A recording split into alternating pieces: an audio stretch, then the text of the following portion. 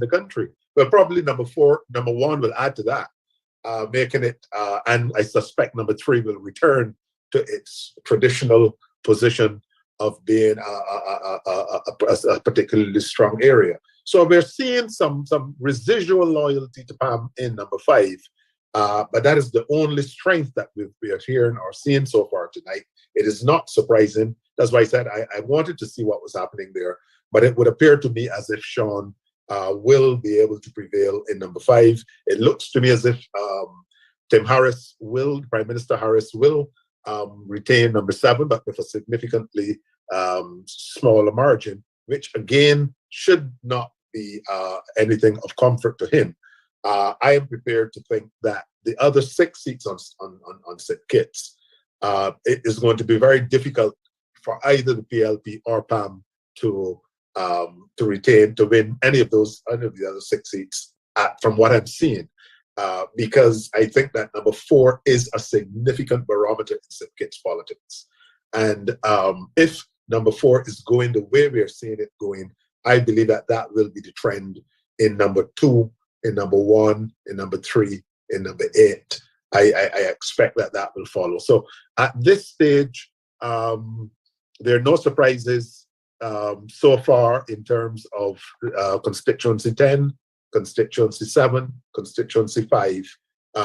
They are what one would have expected, but I think from here on, and I think this the surprise, well, not the surprise, but the clear trajectory that one is seeing is that number 4 looks as if it will be a very difficult seat for the People's Action Movement to defend in this campaign, and also that the PLP, in spite of all the hype, in spite of all the polls, I recall a particular Jamaican pollster placing his career on the line. And I'm saying, I didn't realize that pollsters were paid that much, that you would sacrifice your entire brand in a matter such as this. I don't know where those numbers were coming from, but certainly so far tonight, I'm not seeing the numbers that were being forecast for the People's Labour Party. I think it will become a spoiler in this election, and I think that it will succeed in becoming the object or the subject of Angela Channing's next edition of Murder, She Wrote, because I think it will be a case of a classic murder-suicide with PAM and PLP tonight. So far. But what I want to look at is the loyalty factor, to which you alluded earlier. Let's look at St. Christopher 5. Despite the perceived weakness of Sean, despite the fact that he seemed to had ceded the prime ministership at a time when he did not have to, because he commanded the majority in cabinet, in parliament. Despite that, there is still the residual loyalty to the People's Action Movement coming out here in Sandy Point. Albeit, the St. Kitts Nevis Labour Party is not far behind. They're making a very impressive showing here tonight. You see? And I want to look at Dr. Harris's PLP. Yeah, I think a lot. Yeah, I think a lot had to do with the capacity of. I think it was a judgment call on the part of the leadership of the Labour Party. Its goal in this election, first and foremost, had to be to win the government, to secure a majority. I think that was the aim of the Labour Party. It had to win 1 seat, 2 seats, 3 seats, 4 seats, 5 seats, 6 seats, 7 seats, 8 seats. Any student of politics would know, counting backward, the 8th seat would always have been number 7. The 6th seat would always have been number 5. The 5th seat could be a toss-up with number 2 and number 4, but I believe persons would have given number 4 the Yeah, edge as the I 5th would. seat. Therefore, that's the 6th seat. Therefore, I can see where young Kenny Douglas would perhaps could have benefited a bit more from the party's overall machinery and energy and presence if these were normal times. But given the fact that with the horrible demise of the last administration, one got the impression that Kittians wanted to have a government formed on St. Kitts by a political party. And therefore, I think that the Labour Party was correct in seeking to secure a government, as opposed to distributing to pursuing 8 seats. It was not a case of all 8. I think it was a case of clear majority. 6 seats, 6 is half of 11. And I believe if the Labour Party succeeds tonight in winning 6 seats, I believe that the gentleman Natta and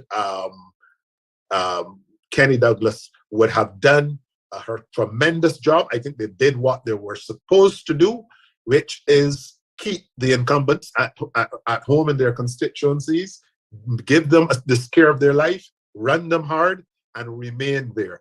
Clearly, if Natta remains on the ground in number 7, and if Kenny Douglas remain on the ground in number 6, those 2 constituencies could, in 5 years, become very, very, very toss-up constituencies, because we are seeing vulnerabilities in both.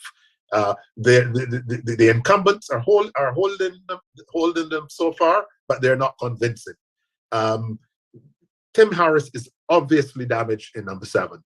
That is what we are seeing, and he probably will prevail, but he is coming out seriously damaged. Sean Richards is coming out seriously damaged as well.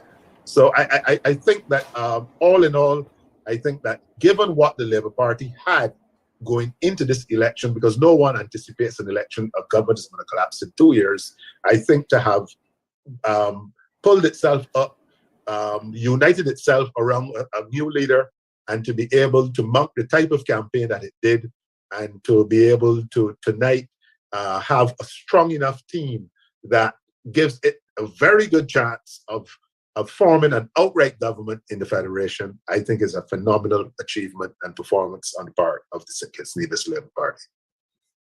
Now, in 2015 and 2020, Timothy Harris presented himself as somewhat of a kingmaker. He suggested that members of the People's Action Movement were able to win their seats because he presented them to the electorate. That is not being borne out here tonight. Because what we are seeing, if that were to be held true, the PLP candidates should have been outperforming the PAM candidates. Not so. Not so at all. So it seems to me that Timothy Harris might not have been the kingmaker that he presented himself to be. And I believe he so far is prevailing in number 7 because of the loyalty factor. Because of the loyalty factor. But still, Leon Natta is not being held very far behind in boxes 1 and 3. You see? And this is the only constituency in which the People's Labour Party seems to be significant in any form and fashion. When we consider them in constituency number 5, they're not in contention. When we look at them in constituency number, number 4, they're not in contention. So what are these figures really telling us about the Kittishan's attitude or feelings towards this new third party, the People's Labour Party? What do you think? I think that the hype, again, as I said, in politics, everything is about timing. I believe that the PLP had an opportunity at the start of this process to make an impact. I believe they made a strategic error in drawing this campaign out. This is quite reminiscent of former Prime Minister Freundel Stewart in Barbados, when he had a similar scenario confronting him now 4.5 years ago. And he went right down until I think a couple hours before the constitutional time. Caribbean people do not like that. I think that Tim he captured the imagination of the country when he fired his colleagues. I think he captured the imagination of the country when he came with what I can term a mini budget, and he would have had some support. My view is that he should have launched a comeback effort there and then. He should have launched his party within a week or two of that, and he should have dissolved. The parliament was already dissolved. He should have named the date for an election and go on the strength of vote Tim for PM. I think he wasted a good 6 to 8 weeks trying to get 8 people brought together from nowhere, from nothing, persons hardly known outside of the 4 walls of their immediate communities, a person from St. Peter's who was not known in Keon, who was not known in Connery. It really did not make a lot of sense to me what was going on.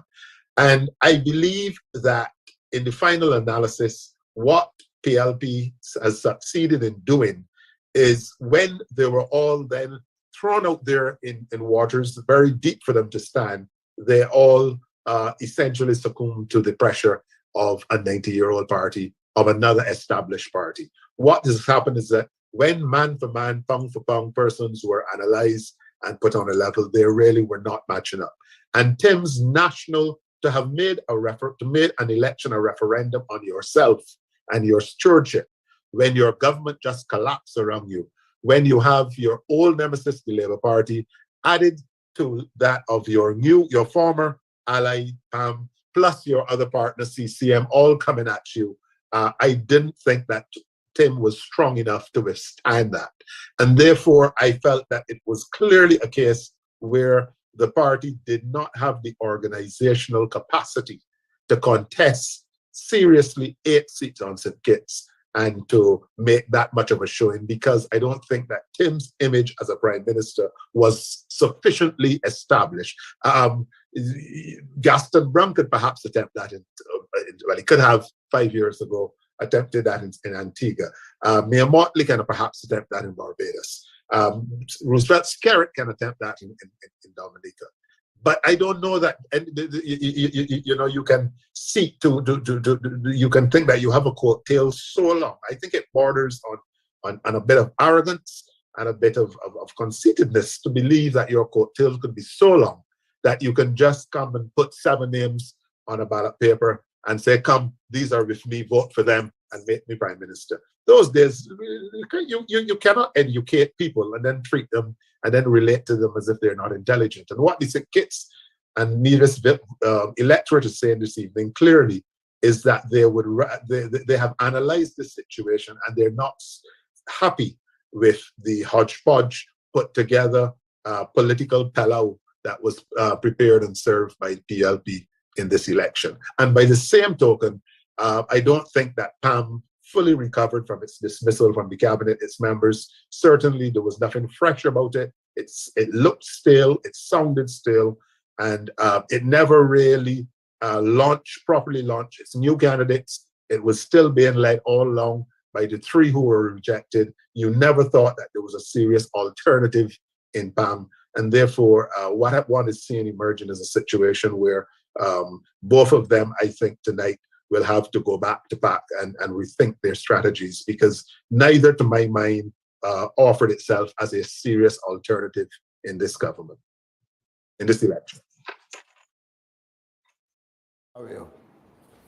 Labour 6, PLP 1, PAM 1, NRP 1, CCM 2. That's a realistic scenario. Speculate for me. What then happens to the PLP come the next election cycle 5 years down the road? I honestly don't think there will be a PLP in the next election cycle going down the road. The PLP was a one-off thing. This is a one-off scenario. This is the eclipse of the moon. This is something that happens once in our lifetime. The PLP will die. If it does not win a second seat, it will die tomorrow. You will never hear of the PLP again.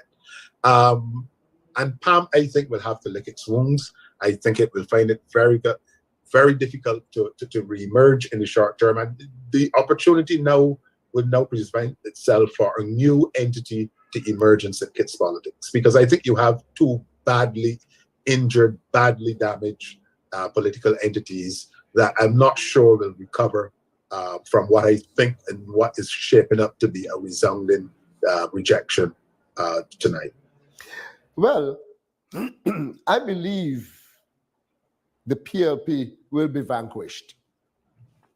However, I also believe that creates the space for the People's Action Movement to regroup, reevaluate, and put together a party, an organization, because they're 57 years old. I do not think they're going to just ride away into the sunset. I think they will use the next 5 years to reorganize themselves. I do not think that they would have effectively done that to the extent that they would become a formidable opposition come 2027.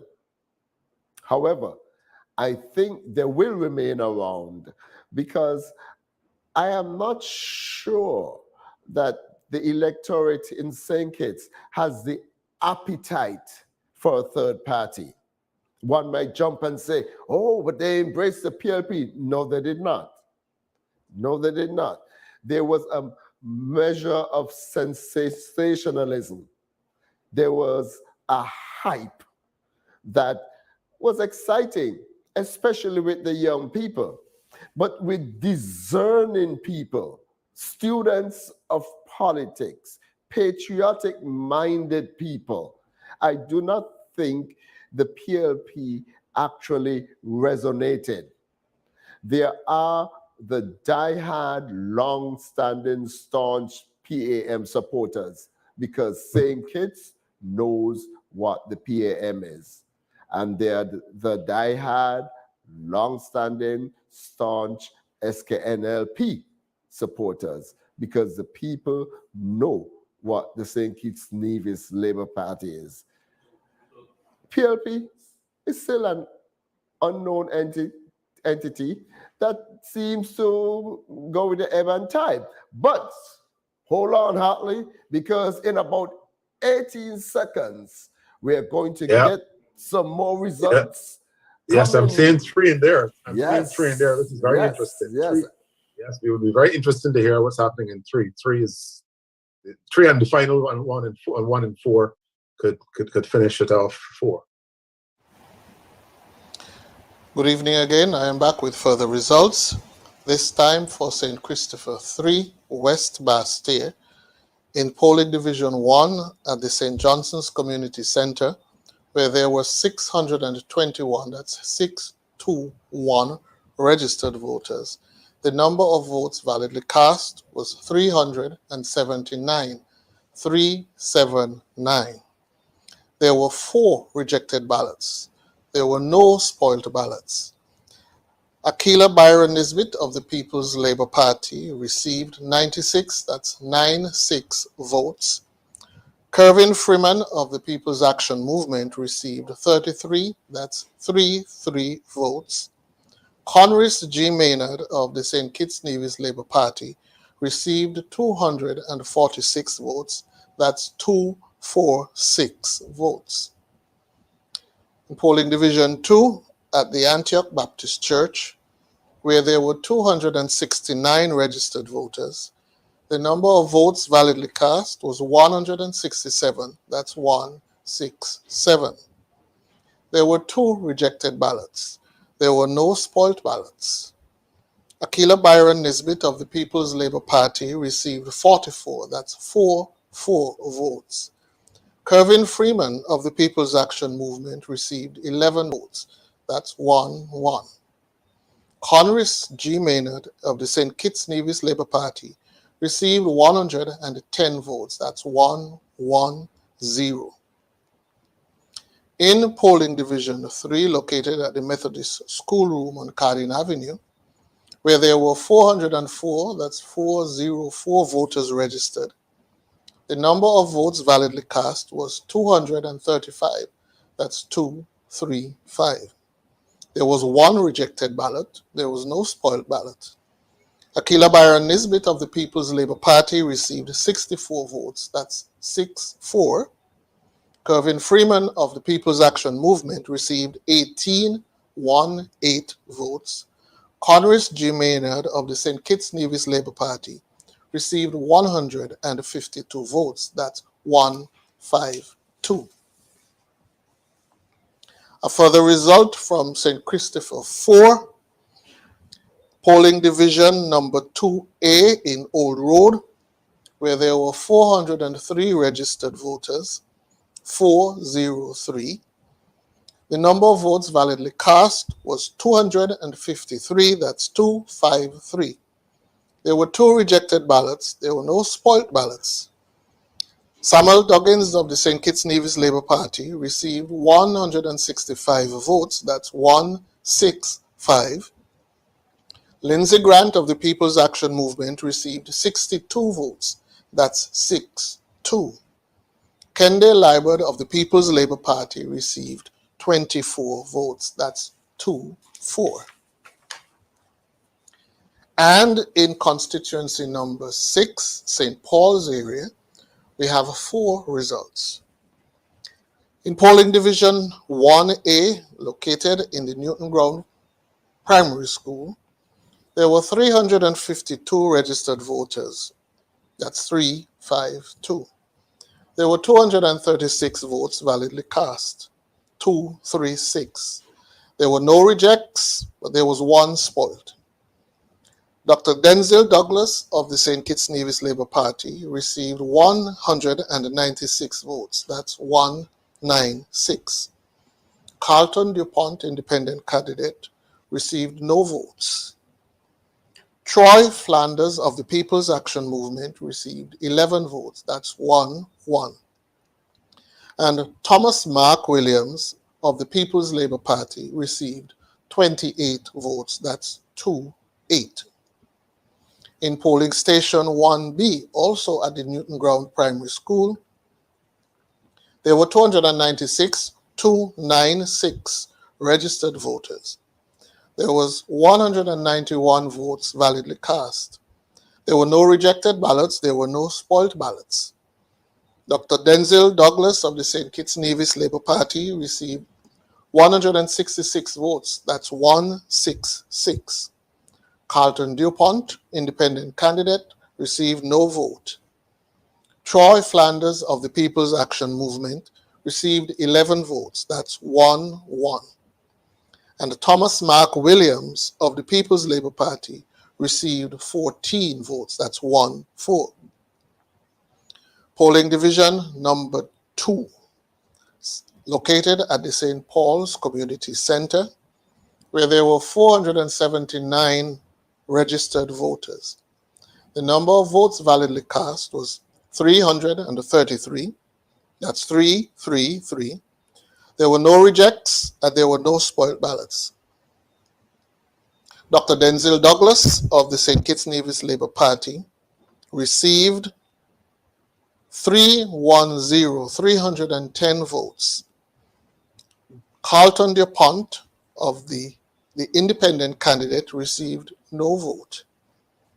Troy Flanders of PAM, People's Action Movement, received 6 votes. And Thomas Mark Williams of the People's Labour Party received 17 votes. That's 1-7. In polling division 3A, St. Paul's Primary School, where there were 399 registered voters, the number of votes validly cast was 296. There were no rejected ballots. There was one spoiled ballot. Dr. Denzel Douglas of the St. Kitts Nevis Labour Party received 273 votes. That's 273. Carlton DuPont, independent candidate, received no vote. Troy Flanders of the People's Action Movement received 5 votes. Thomas Mark Williams of the People's Labour Party received 17 votes. That's 1-7.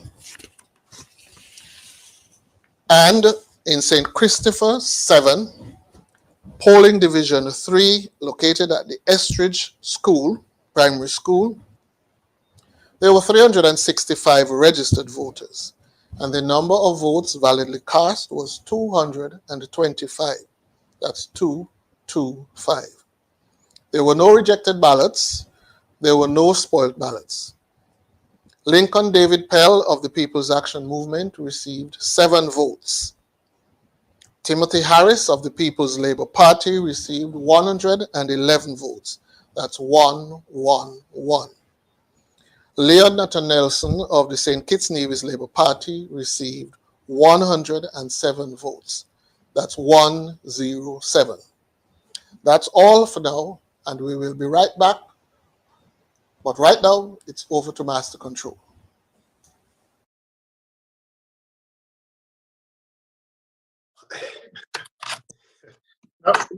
Well, clearly what I'm seeing here, as I said, 4 told me where I could expect 8 and 2 to be.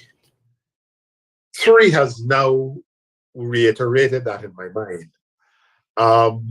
Because if Sean is showing some vulnerability, some weakening, not vulnerability, he's going to win, vulnerability and a weakening, as you said, in the 5.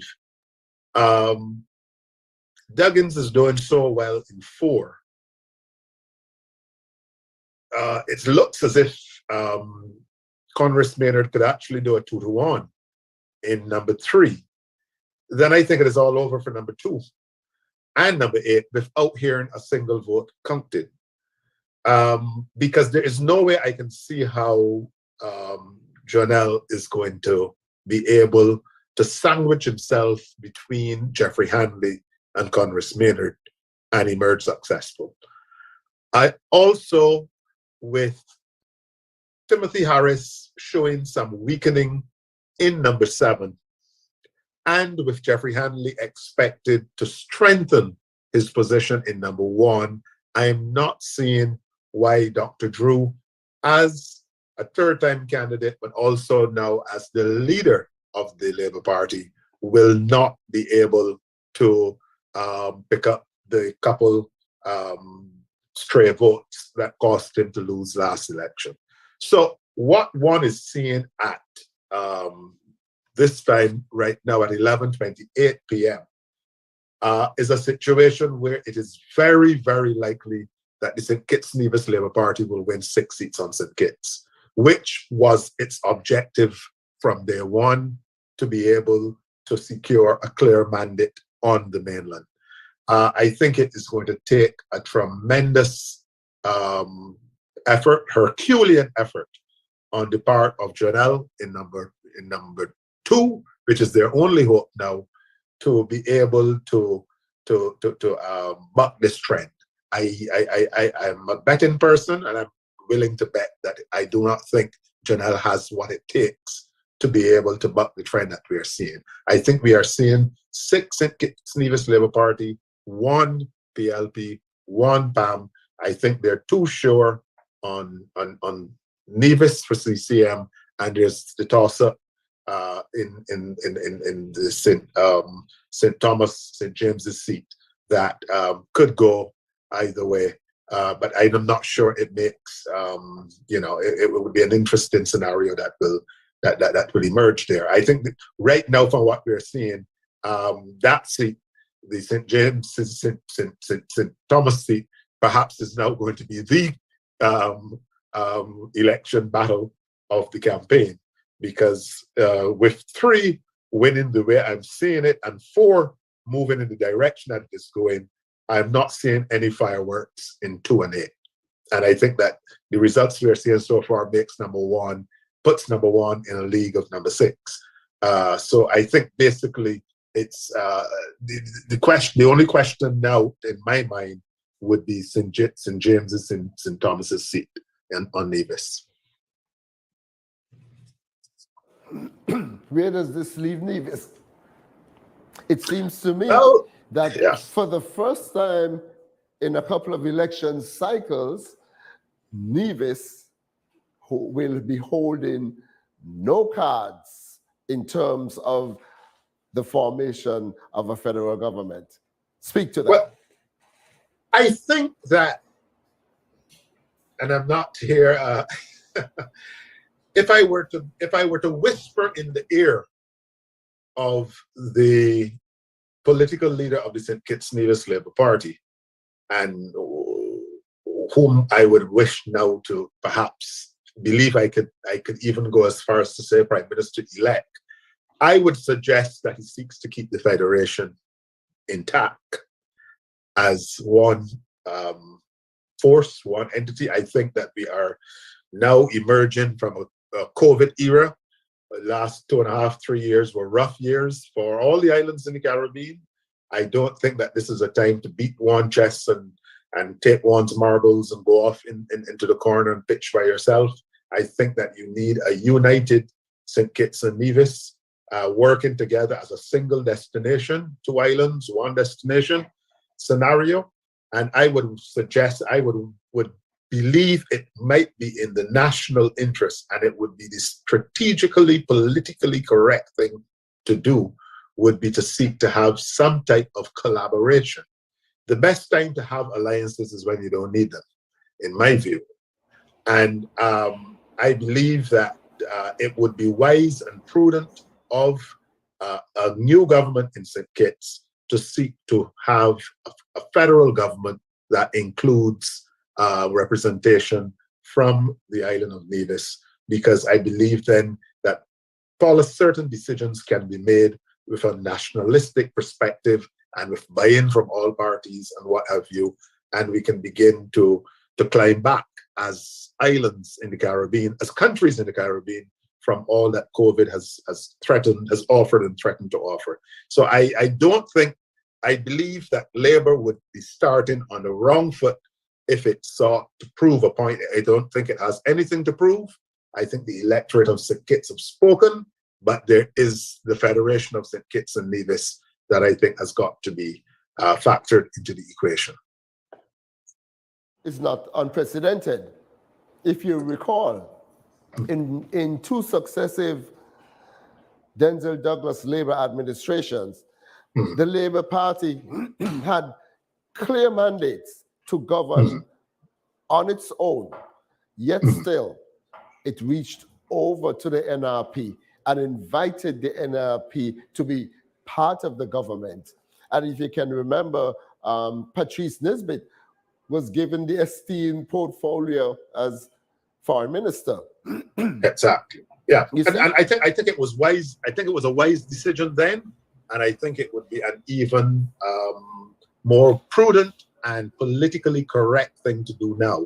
I believe strongly that we need to get this election behind us. It was an unnecessary election. It was an election that brought a blotch on the image of the Federation in the region and around the world. And I think that sooner St. Kitts can get out of election mode and settle back down under a democratically elected government, I think and be united and begin to fight back. St. Kitts was formerly at the pinnacle of a lot of things in the Caribbean. Education. St. Kitts led education in the late 90s and in the first decade of the 21st century, and healthcare delivery.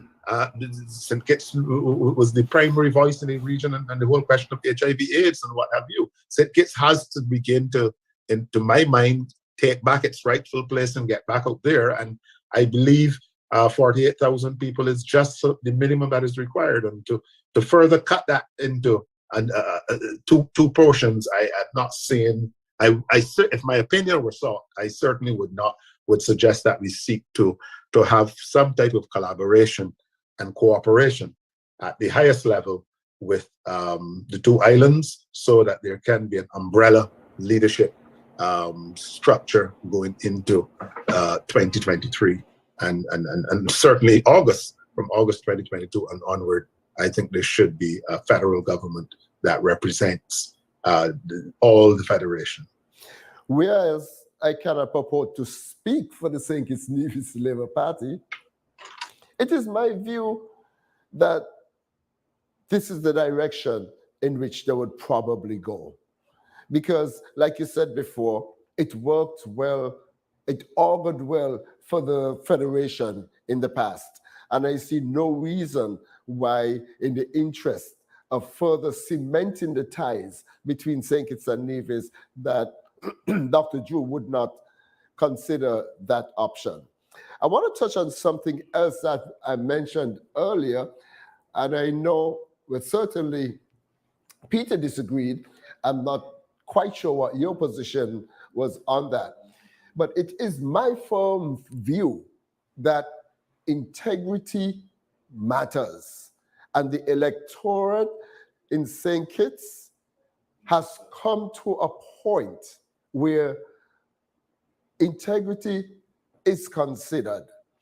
I believe maybe one of the reasons that prevented the PLP from firmly establishing itself was the character of the leader.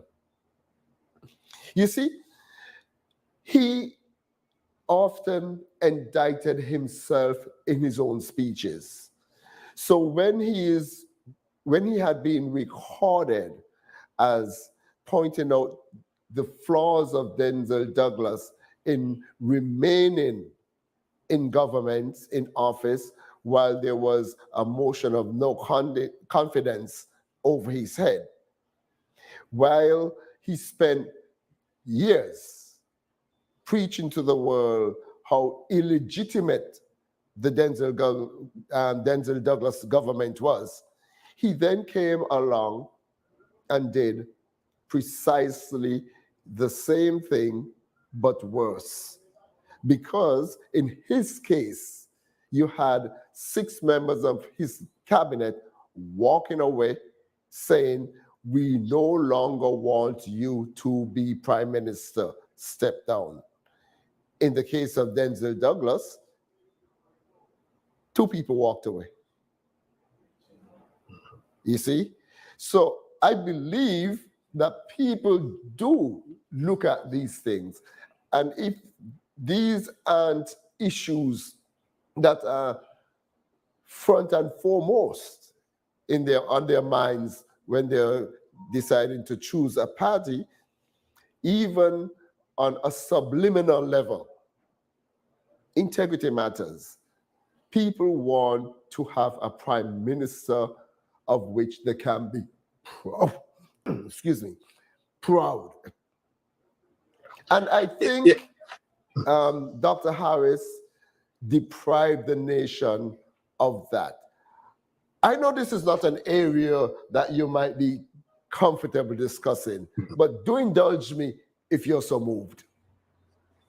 No, well, it's an area that a regional political operative normally would not delve into, because I wouldn't pay that close attention to the daily goings on. What I would say is that I trust the judgment of the St. Kitts electorate, and clearly I find very fascinating, as I said earlier, the fact that you had an election that has essentially been going on now for the last 2.5 months, and I have not heard anything untoward whatsoever about Dr. Terence Drew. That, I think, told me enough. I'm not sure you know, when mud is slinging in campaigns, I'm not sure what to listen into and what is truth and what is fiction and what have you. So I don't want to get involved in the to and fro. But if something had stuck on Dr. Drew, it would have been apparent. And what I'm seeing here tonight in these numbers are telling me that the electorate of St. Kitts analyzed this contest. It looked at what was before it, and it said clearly the Labour Party has more or less picked itself up from the 2015 scenario, and that it had found someone that it could rally around. I think tremendous kudos must go not only to the former leader, Dr. Douglas, but also to the two deputies, Mr. Conrad Maynard and Dr. Jeffrey Hanley, who stood very strongly, shoulder to shoulder with the new leader and provided that type of support. Because to my mind, any campaign that would have weakened the Labour Party, the most vulnerable thing a political party should have gone, the Labour Party should have gone into this election with area would have been leadership. Would the leadership have held with the fact that it was less than 8 months that you had a new leader being elected? And for that not to have been an issue in the campaign tells me really that the campaign of those who did not support the Labour Party really lacked some focus and some direction, because I would have thought that you would have thought, I saw Prime Minister Harris constantly referring to Labour as Douglas Labour Party. And I'm not sure what was the point of that, because if Dr. Drew is there and you can find nothing negative to say about him, and you can the only disparaging thing you can say is that it was Douglas Labour Party, but the same Douglas night after night is telling you to vote for Terence Drew as your new Prime Minister, then it tells me really that you are out of touch and out of sync. And I think that what we are seeing here is the outcome of and the handiwork of a very mature electorate, an electorate that has studied the situation, an electorate that has sought to steady a rocking ship, an electorate that has sought to send a message to the world that the country has had an unfortunate experience and is picking itself up, and would like to get back among the League of Nations that are perceived as stable, as progressive, as safe, and what have you. And I think that the electorate of St. Kitts tonight, based on what I am seeing, certainly when you look at the results in constituency 3, there is nothing ambiguous about what you are seeing about these results. I mean, you have an incumbent there that is being beaten almost 2-1. Not almost, certainly being beaten 2-1, more than 2-1. And that tells you all that you want to know. This is a minister of government who is going down as a nuisance candidate. That tells me everything that, you know, there's nothing ambiguous about these results tonight. And I think Kittitians, you know, should really be applauded for not the outcome. I'm not getting involved in the actual parties and stuff, but certainly what I like about this result is that it sends a clear and unambiguous message as to the will and intent of the people. And I'm not a member of either the CARICOM or OAS observer missions, but I see nothing ambiguous about this election result or anything that would suggest that the will of the people is not reflected in the result that is emerging. That is not on the ballot. I find it very difficult to resist the urge to take you up on the Douglas Labour Party label. Mm-hmm. Let's see how that resonated. The Douglas Labour Party, that should have been a scare tactic. Mm-hmm. I don't know. How did it resonate? 196 to 28, mm-hmm. 166 to 14, 310 to 17, 273 to 17, St. Kitts Nevis Labour Party to the People's Labour Party. I think it backfired. Yeah, because clearly there was an underestimation of the popularity and the appeal of the former. You don't lead a party for 20 years, as a government for 20 years, party for even longer, and be easily thrown away and thrown under a bus by people. There are lives that would have been touched in those 20 years. There are people who never probably dreamt of owning a roof, having a roof over their heads, that would have received a roof over their head as a direct result of the interventions of a former prime minister and a representative. I think it was a flawed strategy to have sought to belittle or diminish the contribution of the Right Excellent Dr. Denzel Douglas. I felt that a wiser strategy would have been to suggest that there are still problems at leadership level. The fact that that was not pushed by the opposition to me is a strange thing. Not that it might have succeeded, but it certainly should have been the strategy. And the fact that you saw each night where the speakers on the platforms were rotating, where tonight Dr. Drew spoke early, tomorrow night he spoke at the end, Dr. Douglas spoke before him tonight, Dr. Douglas spoke. There were a team in action. Yes, we're saying number one, I'm very interested in this result. I do not anticipate any shocks in here. We have 4 seconds to go, and we're expecting some results now in constituency 1. Welcome back, and I have our first result from East Bastia, constituency number 1. At the Catholic Church Hall, polling division 1, where there were 570 registered voters, the number of votes validly cast was 316. That's 316. There were 2 rejected ballots, and there were no spoiled ballots. Jacqueline Bryan of the People's Labour Party received 85 votes. That's 85. Natasha Gray Brooks of the People's Action Movement received 78. That's 78 votes. Jeffrey Hanley of the St. Kitts Nevis Labour Party received 151 votes. That's 151. We have a further result from St. Christopher's 7, Tabernacle and its surrounds. At the Covenant Outreach Church, polling division number 4, there were 394 registered voters. There were 261 votes validly cast. There were 2 rejected ballots, no spoilt ballots. Lincoln David Pell of the People's Action Movement received 17 votes. That's 17. Timothy Harris of the People's Labour Party received 132 votes. That's 132. And Leon Nathan-Nelson of the St. Kitts Nevis Labour Party received 110 votes. That's 110. At the Joshua O. Williams Primary School, there were 542 registered voters in polling division number 5. That's 542.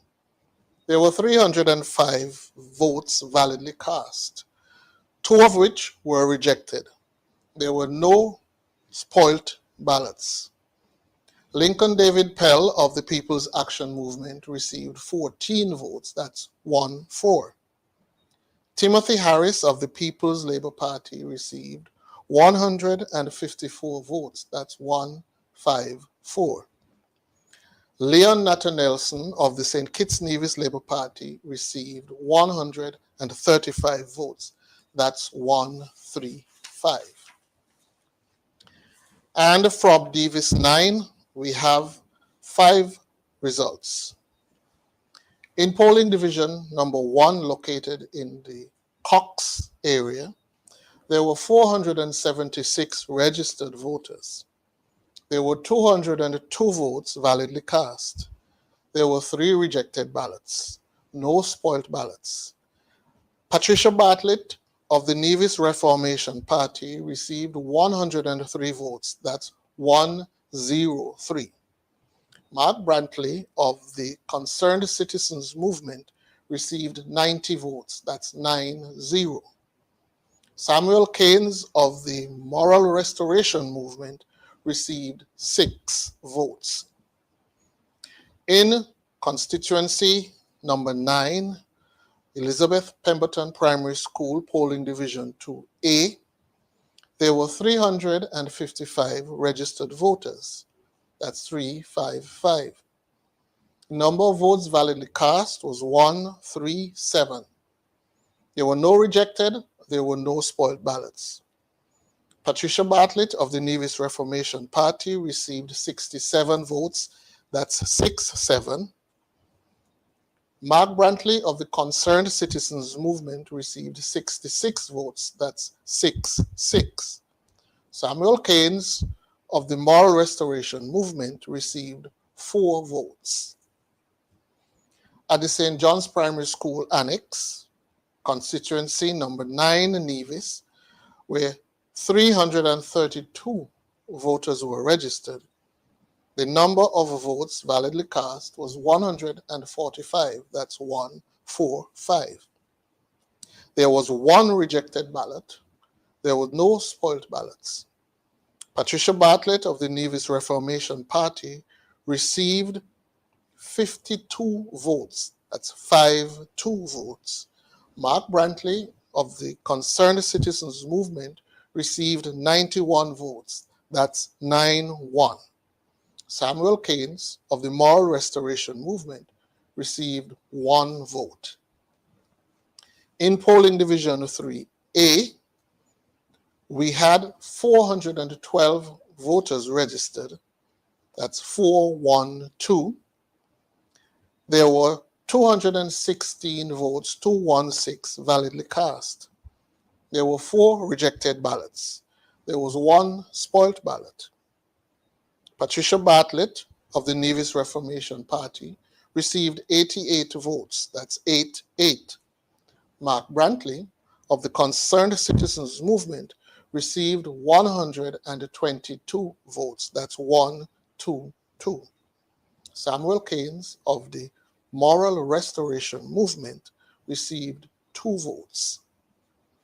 And in polling division 3B, where there were 328 voters registered, 165 votes were validly cast. That's 165. There was 1 rejected ballot. There was no spoilt ballot. Patricia Bartlett of the Nevis Reformation Party received 64 votes. That's 6-4. Mark Brantley of the Concerned Citizens Movement received 100 votes. That's 100. Samuel Keynes of the Moral Restoration Movement received no vote. That is all. I will be back with more results after this, but right now it's back to Master Control. About Nevis 9, where we have the incumbent, Mark Brantley, facing what I would consider to be somewhat of a challenge from the Nevis Reformation Party. Here we have Patricia Bartlett in box 1, getting 103 votes, as opposed to Mark's 90. In box 2A, 67 votes, as opposed to Mark's 66. In box 2B, 52 votes, where Mark pulled out a respectable 91. 3A, 88 to Mark's respectable 22. And 3B, 64 to Mark's 100. What I'm seeing here, though, is something that I'm not sure I expected. Miss Bartlett is a newcomer. She's a newcomer challenging the sitting premier of Nevis and the recent former Minister of Foreign Affairs for the Federation of St. Kitts and Nevis before he was fired. Hartley, What are you making of this? Well, if I am now more with a leg out of into retirement than I am into active practice. If I was still in active practice, I would say Mr. Brantley should thank God for airplanes and the fact that they still fly and can bring people and take people. But I didn't. I'm no longer involved, so I wouldn't put an analysis to why this is how it is looking. But on a serious note, I believe that Mr. Brantley clearly was damaged by the events of the collapse of the government. I think he was seen to have been part of a government that I wouldn't wish to use too many adjectives to describe, because I'm not a Kittian.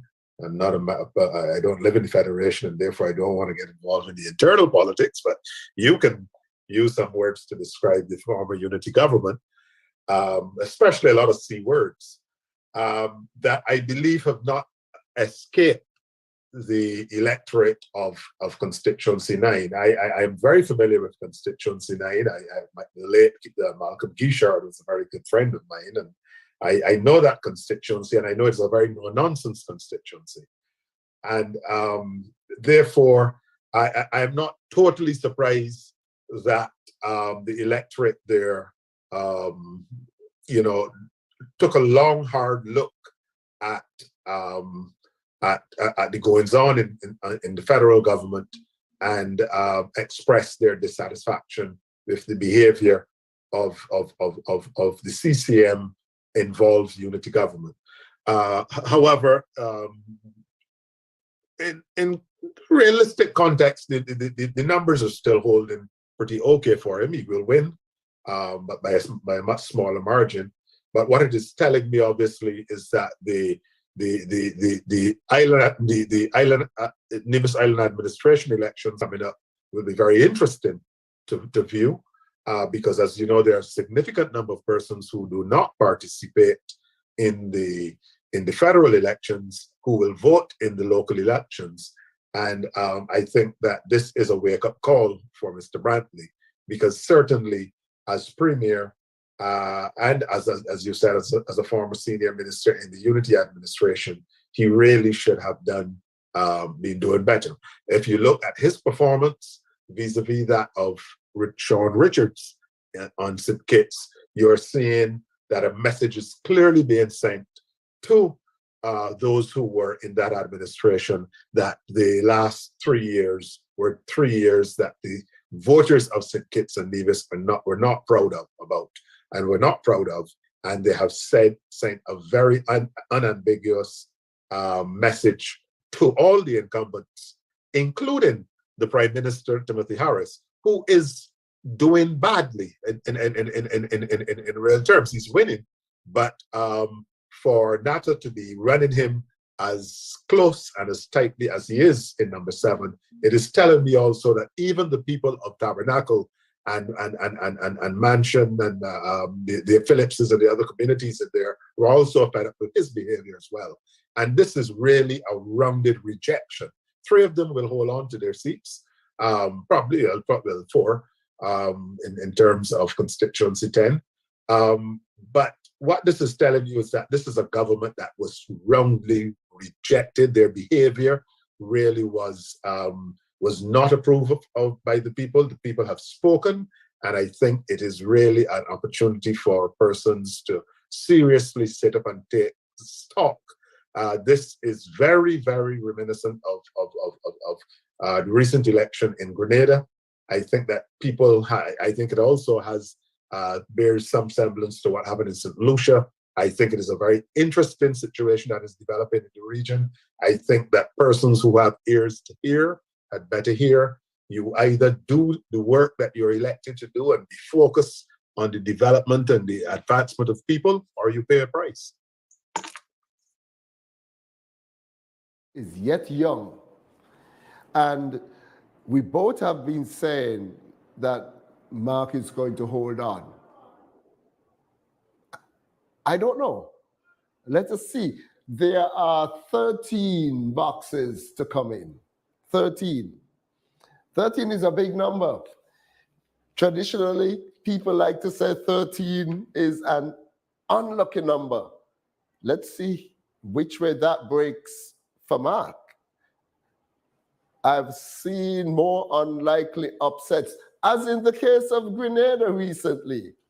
I've seen, look at Motley in Barbados.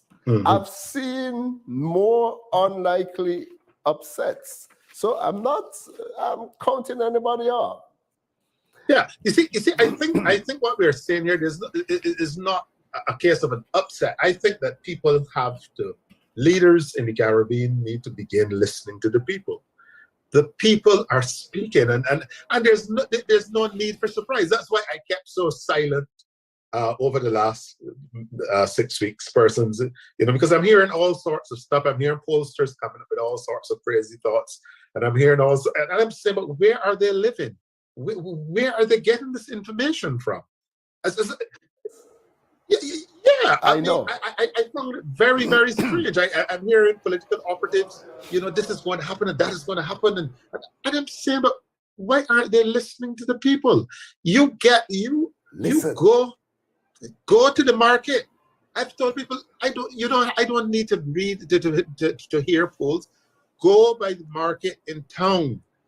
Go on the street. Go buy some barbecue chicken by the side of the road. Go into the little shops. Go into the hotel. Go sit down in the casino for 20 minutes. Speak to the dealers. Speak to the waitresses. Speak to the taxi drivers.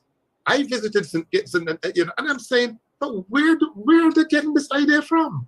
I was in St. Kitts when the announcement was made about all the freebies and all of the price of this can come down and the tax on that can come down and this and that and that. And I saw people listen. Yeah, okay, I'll take it. But they were not inspired. They've given people a fish. It's not teaching them to fish. And what you were doing is throwing scratch grain at fowls. Come eat some corn today. Eat some corn today. But you still have to. No matter how much you throw in the yard today, they still have to eat tomorrow. They still have to eat next week. And this is the fundamental error that I think some leaders are making, whereby they are assuming that that people are totally in some other cyber world, and that they're not monitoring and observing what is going on. What we are seeing here is a rejection of an administration that was disconnected from the people, that was no longer seen or perceived as serving the interests of the people.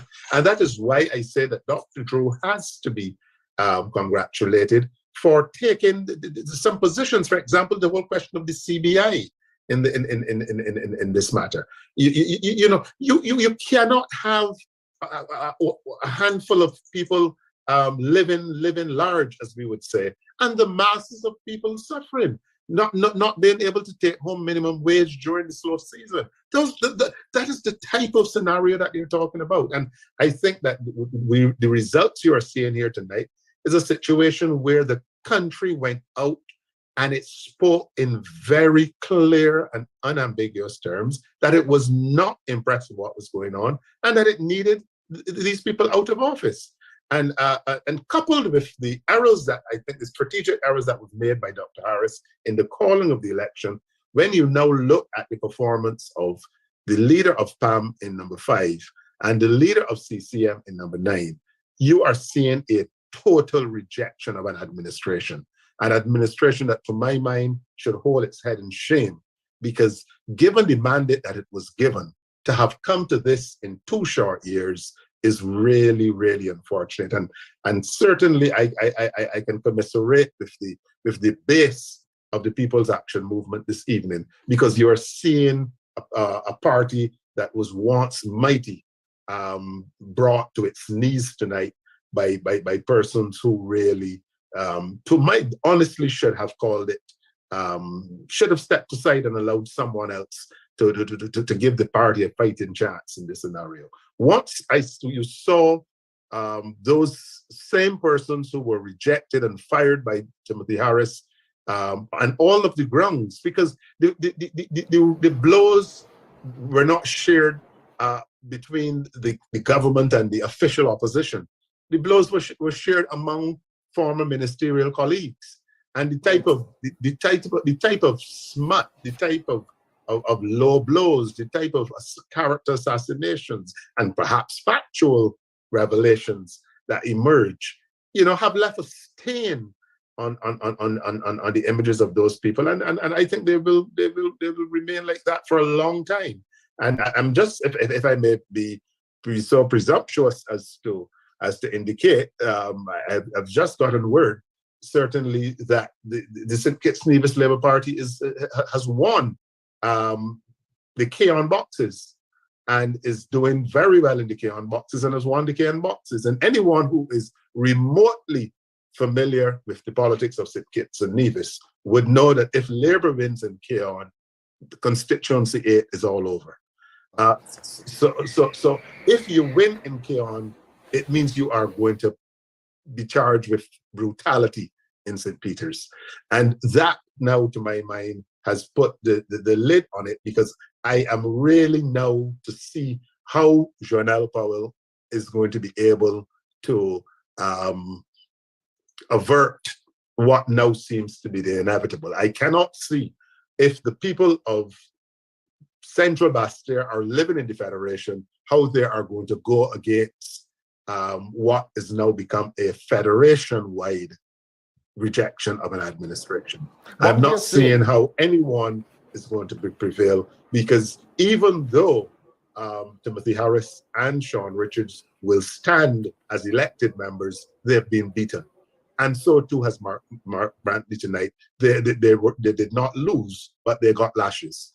And that, to my mind, all three of them really need, as Joseph Niles, the late Joseph Niles would say, perhaps they need to go to the Lord in prayer, because this is a serious revelation tonight. I think history is being created, and I think the people of St. Kitts Nevis have sentenced, given the ultimate sentence that could have been given to an administration. Earlier, I want to go on to another topic that's not on the ballot. But before I go there, what we are seeing, like you said, is a complete rejection of the team unity government. A complete rejection. And the rejection is falling on all components of it. PAM is being rejected. CCM is also being rejected, as is the PLP. And the leaders, all three leaders, are hanging on because of the loyalty factor. That would not sustain. One cycle later, that would not hold them. The Team Unity administration has been a failed experiment, not just the PLP. It includes the PAM and the CCM. And this is what we are witnessing tonight. Mm-hmm. St. Kitts and Nevis, as a nation, has decided to stand up and reject the handout politics, the transactional politics. I've been speaking to a lot of the young people, and they're telling me straight up. This morning, a young man was telling me, I want to be empowered to do my business. I want Social Security. How long does the Prime Minister expect that I will be satisfied with $500? How long? How does that help me? How does that prepare my future? Yeah. That has been rejected. And as you correctly said, there's another component here as well, because when you look at the numbers, and that's why I'm very eager to hear from constituency number 2, because as a Caribbean person, a non-Kittitian, there was this notion that there was a dollar value to that could be ascribed to individuals from our sister islands and sister countries in the region who reside in the Federation of St. Kitts and Nevis. And I take very strong objection to that type of thinking, that because persons may very well consider the Federation or another country to offer opportunities, which we all have been beneficiaries of. Our parents and foreparents and relatives went to New York, some went to London, some went to Canada. Guyanese coming to St. Kitts, a Dominicano coming to Bastille, someone coming from Haiti to Bastille. Why do we believe that there's a price that can be put on their heads so that they can't make intelligent decisions? And this notion that you could have put people in a room and I have all the Guyanese and I have all the Santo Domingos and I have all the Haitians and I have all the Jamaicans with me is a nonsense. And I took strong offense. I was offended by that attitude, and that you can throw things at people. I'm going to give you this and I'm going to give you that and I'm going to give you that. What I'm seeing certainly in number one so far is a total rejection of that notion, and I'm expecting to see it also in number two, whereby you have to begin also to respect the intelligence of people and to ascribe persons with a level of integrity, and to think that because a person may very well be may not have been born in your country, they're working there, they're paying social security, they're contributing to your development, and you believe that they are not capable of making an informed, intelligent decision. I think it's a nonsense, and I think it has been rejected tonight. And I think that lessons ought to be learned from that you have to treat people with a level of respect and dignity and decorum. And certainly what I saw on display throughout this campaign should not have made those who attempted that and brought such politics, a level of such to St. Kitts. I think they really, on reflection, should be ashamed of themselves. 151 votes for the St. Kitts Nevis Labour Party in Box 1, Constituency 1. 85 votes for the PLP, 78 for the People's Action Movement. I must admit, I'm a little surprised that at least in that first box, the PLP got the better of the PAM.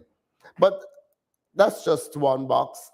I'll wait to see, because what I expect to see later is for the PLP to perform in a similar fashion to how it performed, where was that?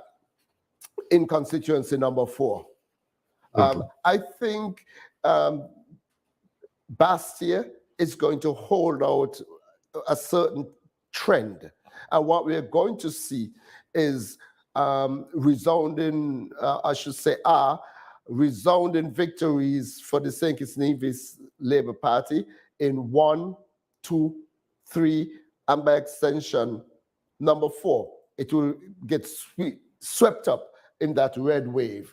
But here's something I want to ask you, because this is somewhat of a hot button topic in St. Kitts.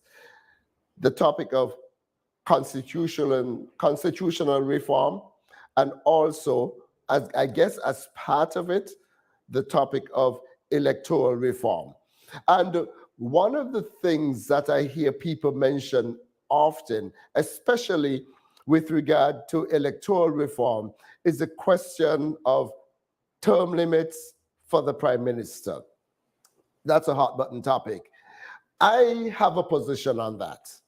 And my position is, no, I do not support term limits for the Prime Minister, especially, well, not especially, particularly in our Westminster-type democracy. The people elect the candidates on the party ticket that they prefer. The party that gets the majority gets to form the government, and their leader typically gets to be the Prime Minister. Here is where the term limit comes in. When the people are no longer satisfied with the performance of the particular party, they vote that party out, and you get a new party getting to choose the prime minister. I do not believe that we should tell a prime minister who is performing admirably that because he has been there for 2 years, he should not be allowed to continue the progress that he's making, even though the people would like him to continue to perform. I do not subscribe to that. I believe the people will remove the prime minister when the people are no longer satisfied. So, the issue of term limits, I do not agree at all. Come in. It's an interesting discussion. It is one that certainly... one other thing. Stick a pin. Let me just make one other point.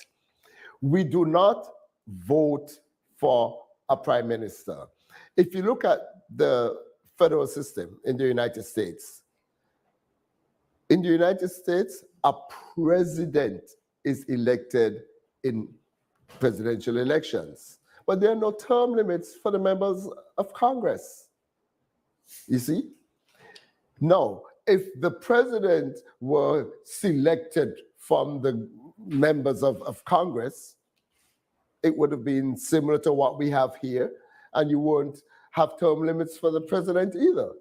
So, for our system, no term limits. Let the people decide how long they want an individual to serve as prime minister. Okay, jump back in. It's a discussion that I think is going to gain tremendous momentum around the region in the months and years ahead. Obviously, there are two sides to the coin, because if I was a Grenadian tonight, I might understand why persons may wish for there to be term limits. If I were perhaps of Vincentian, I may also have very strong views. If I'm a Barbadian right now, I may have a different view. So a lot has to do of whom much is given, much is also expected. And the counter to not having term limits is to have responsive, sensitive, pragmatic leadership that is also capable of knowing when enough is enough. If I'm going to give you the right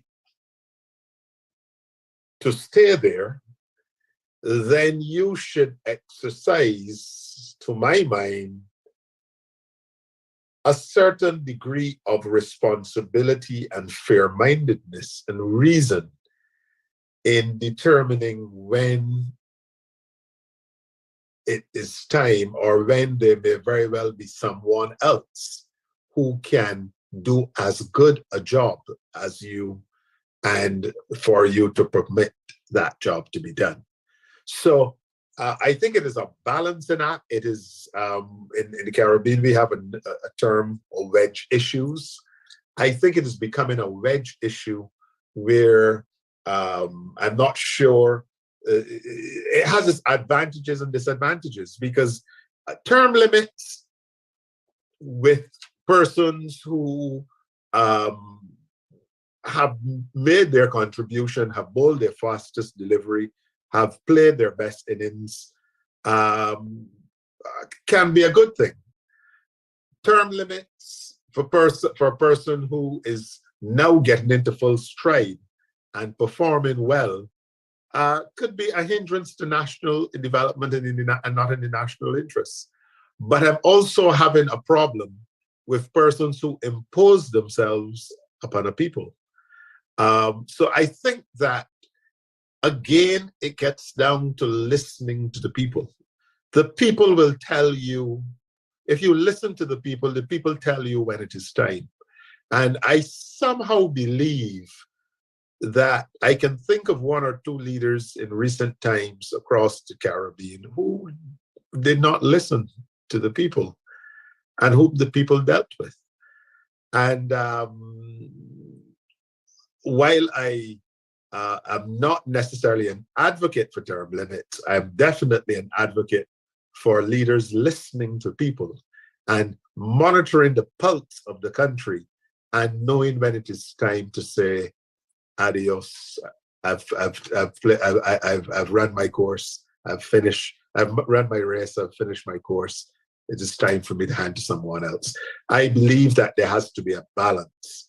Otherwise, either to come with a guillotine effect whereby we put it in law that you cannot serve more than 2 terms or 3 terms. I'm not a supporter of that. But I am also a strong supporter that when it is clear that there is no value in your taking down a party with you or taking down a government with you, when you easily could have stepped aside and allowed someone else to continue and to keep progress going in the country. So I think it's a 50-50 scenario, but my leaning is against term limits, but certainly for leaders who will know and be able to make a determination in the, not only sometimes in the country's interest, in the party's interest. Because the party, you also have to look out for what's best for the party. And I don't think we have to look too far back to see a classic example where perhaps the best interest of the party was not served and the ultimate price was paid. So it's one of those situations across the region, that is. It's one of those situations where if you are given the freedom to keep coming, then also exercise the option to go when that time has come. Is that politicians, especially the political leaders, need to know when to hush and listen. Hush, listen. The people are talking. Mm-hmm. Feel the pulse of the nation. Of the nation. I'm talking about term limits too, because essentially that was one of the agreements in the Charlestown Accord. But I think Sean Richards might have misunderstood the whole idea behind it when he claimed that because he had given his word, he went along against the better judgment of the entire his entire party and decided to rush to government headquarters to get Timothy Harris sworn in again. No. The Charlestown Accord, if that was the agreement in which this was discussed, did not say that an individual is guaranteed 2 terms as prime minister. That was not it. It said no individual must serve more than 2 terms. So after the first term, when it was agreed that Timothy Harris, in his capacity as prime minister, was not functioning to the liking of the rest of the unit and to the benefit of the country, when that was determined, that was the time for Sean to assume a position of leadership and go along with the rest of the group and have Timothy Harris removed. The agreement did not guarantee 2 terms. It simply said you will not have more than 2 terms. He could have had a term and a half. He could have had 1. He should have had 1. Yeah. See, the other perspective on this is that if you were serving the interests of the people and you were delivering for the people and you were addressing the concerns of the people, these issues would never have arisen. I've never heard a happy, contented people become fixated with terms and who is prime minister and who's in government and who shouldn't run. The point I'm making is when you look at when the history of this entire episode is recorded, what is going to, I think, stand out is that here was an opportunity given to individuals to advance the cause of the people of the Federation, and it was an opportunity that was thrown away, that was undermined. It was honored more in the breach than anything else. I believe that the issue of the longevity of Timothy Harris became an issue when Timothy Harris ceased to be effective, ceased to be relevant to many people, and ceased to be responsive to the needs of the people. And that is, to my mind, where the arrow needs to be pointed. When you begin not to serve the interests of the people is when you've been there for too long. If you are performing, I've never seen a cricket captain declare when a man was 80, 85 not out, and batting well. You allow the guy to make his century. You allow him to go on, and if he make 100, you don't stop if he's hitting the ball, cleanly and saying stuff. You allow runs to be scored. The longevity of a government only becomes an issue when that government ceases to perform. And what you saw was a government that had clearly lost its way after that was fortunate to have won the second election in the first place. But obviously, we know the issue of closed borders and how great and how those things can happen and what have you. And in the midst of COVID, it was a snap election and it prevailed. But having gotten a second term, if you were doing what you were elected to do, there would not be so much acrimony and disharmony and issues and infighting and what have you. Well, you do what you're supposed to do and you'll be all right. And Timothy Harris could have been, he had what it took to have been a great leader of St. Kitts, but he lost focus. He got confused as to what his purpose for being was, and the administration now has gone down in flames, and it is an unfortunate situation. But we must be thankful for the democratic process, because the Constitution were able to step in and to stipulate what action needed to be taken when a government has lost its way. Let's talk about another aspect of constitutional reform. The Federation of St. Kitts and Nevis comprises two entities, the island of Nevis and St. Kitts and Nevis. Note, there is no entity called St. Kitts in the Federation. So, as a result of that, Nevis has an autonomous government for all intents and purposes. The Nevis Island Administration, we call it the NIA. There's no counterpart for that on St. Kitts. That delivers a situation whereby Nevis can be governed by its own government to the exclusion of input from St. Kitts. But St. Kitts is governed not by an island administration, but by the federal government that includes input from Nevis. That is a contentious point for many Kittitians who often try to suggest that perhaps we should have adopted the green paper that was presented by the late Limo in place of strife.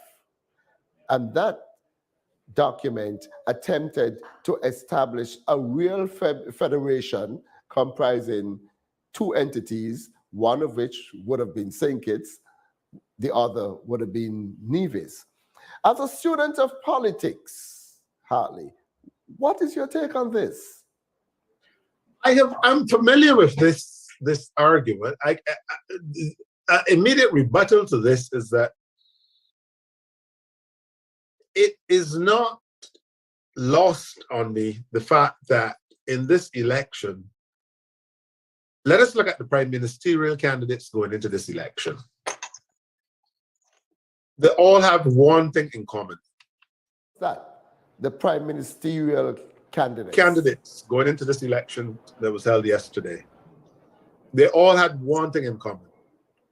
They were all Kittians. Because there is the written law and there's also the practice word, the practice of a country. It was never, the thought is never entertained of anyone but a Kittitian leading the Federation of St. Kitts and Nevis.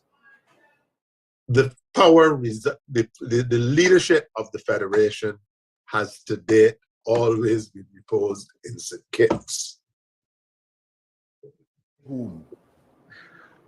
Well, I never heard in the last 2 months anyone tell me that Mark Brandt is likely to be the leader, the Prime Minister of St. Kitts. I heard all sorts of possibilities. None of them foresaw Mark Brantley being the leader of the Prime Minister of St. Kitts and Nevis. That tells me clearly that it is understood by all exactly how, as we would say in Barbados, how barley grow.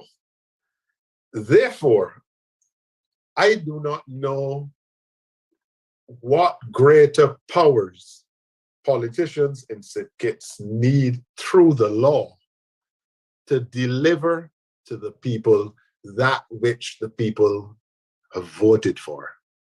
There is nothing preventing politicians from performing, from delivering, from meeting the needs of people.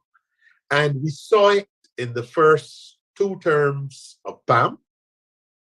We saw it in the first 3 terms of Labour.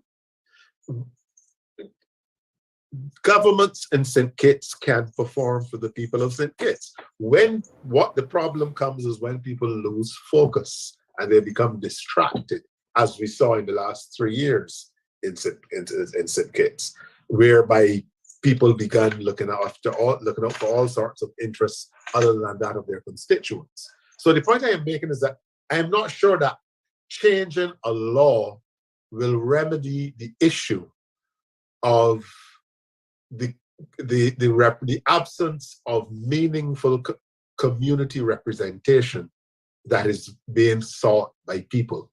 And I think that has to be something for the newly elected members of this parliament to sit and understand why Lindsey Grant is on the verge of losing his seat. It had nothing, to my mind, to do with many of the issues that you may have raised earlier in terms of rulings and what have you. It has, when you lose your seat, when people no longer feel loved, when they do not feel it, when they do not see it, when they do not sense it. That's why couples get divorced. And that's why people withdraw their support from incumbents when they no longer feel that they are at the apex of the focus of that representative. And what we need in St. Kitts and Nevis now is effective parliamentary representation. Members of parliament who are going to roll up their shirt sleeves and work for and on behalf of the people that send them to parliament. And too many people I find are entering public life to look out for themselves.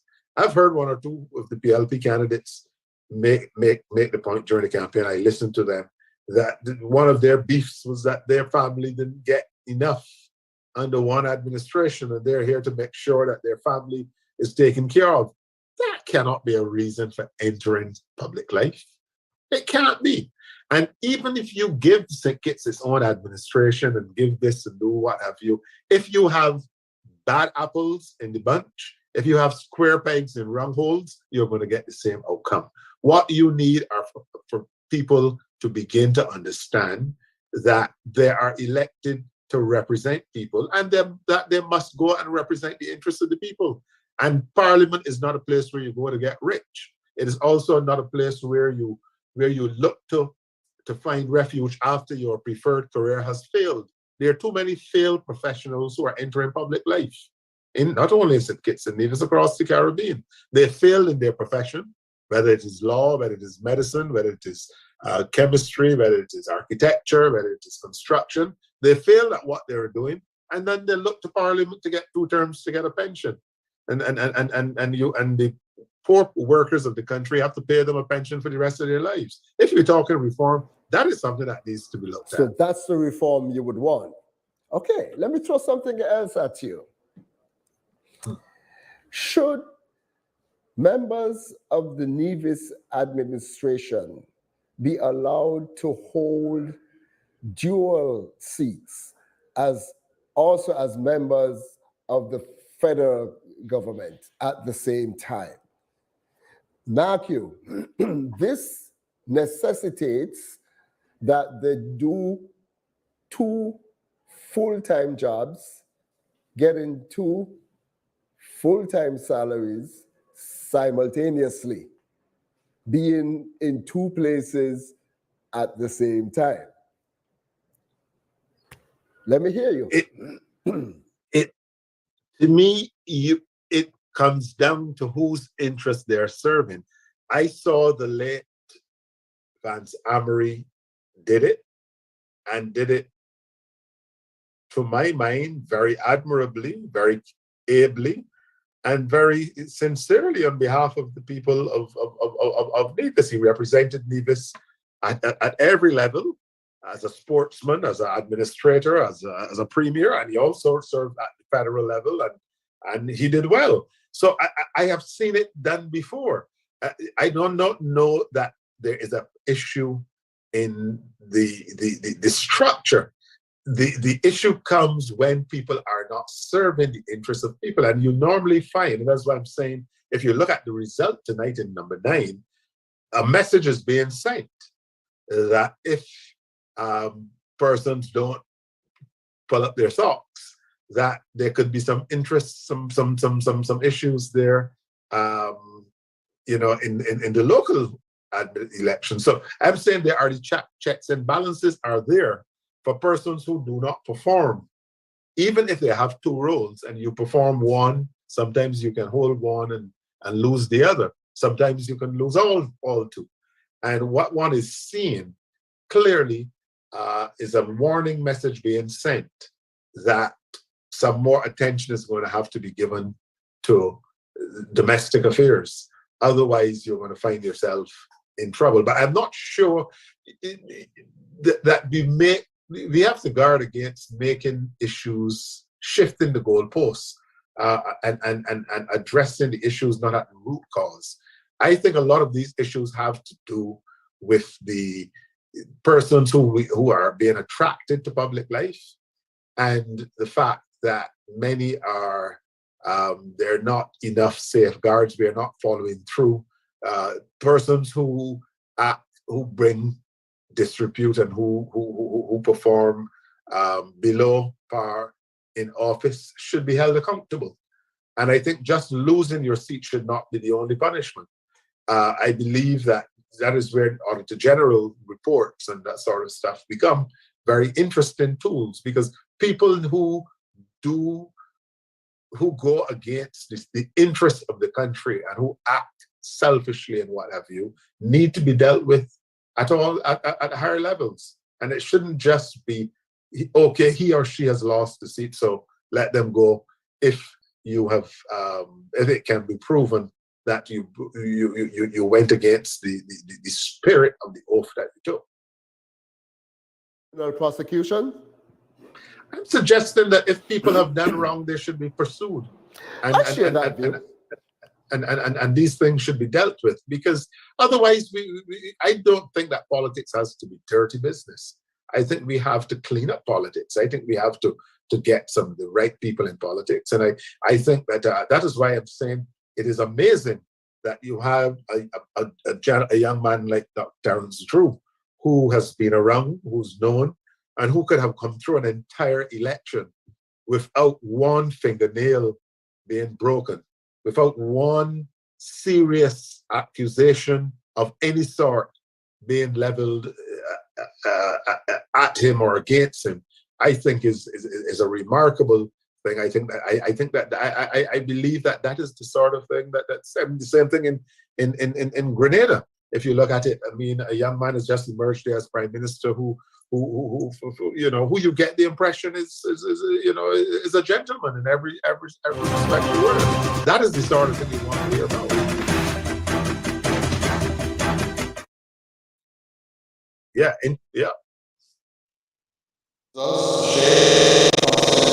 For 1, polling division 2A, located at Warner Park, where the number of registered voters was 473, that's 473. The number of votes validly cast was 251,251. There were 2 rejected ballots, no spoiled ballots. Jacqueline Bryan of the People's Labour Party received 43 votes, that's 4-3. Natasha Gray Brooks of the People's Action Movement received 52 votes, that's 5-2. Jeffrey Hanley of the St. Kitts Nevis Labour Party received 154 votes, that's 1-5-4. At polling division 2B, located again at Warner Park, there were 439 registered voters, and the number of votes validly cast was 253. There was 1 rejected ballot. There were no spoilt ballots. Jacqueline Bryan of the People's Labour Party received 46 votes, that's 4-6. Natasha Gray Brooks of the People's Action Movement received 60 votes, that's 6-0.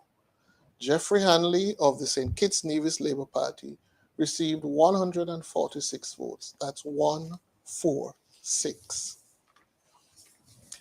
In St. Christopher number 7, polling division number 6, located at the Molyneux Health Center, where there were 471 registered voters and 293 valid votes were cast. There were no rejected ballots. There were no spoiled ballots. Lincoln David Pell of the People's Action Movement received 25 votes, 2-5. Timothy Harris of the People's Labour Party received 147 votes. That's 1-4-7. Leon Natter Nelson of the St. Kitts Nevis Labour Party received 121 votes. That's 1-2-1. At the Mount Carmel Community Center, polling division number 7, St. Christopher 7, there were 322 registered voters. There were 202 votes validly cast. That's 2-0-2. There was 1 rejected ballot. There were no spoiled ballots. Lincoln David Pell of the People's Action Movement received 25 votes. That's 2-5. Timothy Harris of the People's Labour Party received 88 votes. That's 8-8. Leon Natter Nelson of the St. Kitts Nevis Labour Party received 88 votes. That's 8-8. And in Nevis number 11, we have some results to share. Polling division 1, located at NEPAC, there were 389 registered voters. 215 valid votes were cast. That's 2-1-5. There was 1 rejected ballot. There was no spoiled ballot. Janice Daniel Hodge of the Nevis Reformation Party received 90 votes. That's 9-0. Alexis Jeffers Creeley of the Concerned Citizens Movement received 123 votes. That's 1-2-3. Patricia Mills Jeffers of the Moral Restoration Movement received 1 vote. At polling station 2A, where there were 379 registered voters, there were 220 ballots validly cast. There was 1 rejected ballot and 1 spoiled ballot. Janice Daniel Hodge of the Nevis Reformation Party received 124 votes. That's 1, 2, 4. Alexis Jeffers Creeley of the Concerned Citizens Movement received 91 votes. Patricia Mills Jeffers of the Moral Restoration Movement received 4 votes. And at polling station 2B, where there were 395 voters registered, there were 241 votes validly cast. There was 1 rejected ballot. There were 3 spoiled ballots. Dr. Janice Daniel Hodge of the Nevis Reformation Party received 148 votes. That's 148. Alexis Jeffers Creeley of the Concerned Citizens Movement received 89 votes. Patricia Mills Jeffers of the Moral Restoration Movement received 3 votes. And in Nevis 10, polling division number 5, located at the Hard Times building, where there were 565 voters registered, there were 255 votes validly cast. That's 255. None were rejected. 1 spoiled ballot. Eric Evelyn of the Concerned Citizens Movement received 204 votes. Rowan Isles of the Nevis Reformation Party received 51 votes. That's 5-1. And at the Gingerland High School, polling division number 6, where there were 360 voters registered, the number of votes validly cast was 145 votes. There were no rejected ballots, and there was 1 spoiled ballot. Eric Evelyn of the Concerned Citizens Movement received 100 votes. That's 100. Rowan Isles of the Nevis Reformation Party received 45 votes. That's 45. Therefore, in summary, number of registered voters in constituency number 10, 1,845 voters. The number of votes validly cast, 845. That's 845. No rejected ballots. 4 spoiled ballots. Eric Evelyn of the Concerned Citizens Movement received 616 votes. That's 616. Rowan Isles of the Nevis Reformation Party received 229 votes. That's 229. Therefore, I can declare that Eric Evelyn of the Concerned Citizens Movement has been returned at the polls. We will be back, but right now it's over to Master Control. Not much of a surprise there. The CCM has prevailed in Nevis 10, with Mr. Evelyn coming out with 616 votes to NRP's 229. No big news there, I do not think. I think it is a fitting tribute to the memory, to the work of the late Van Samory.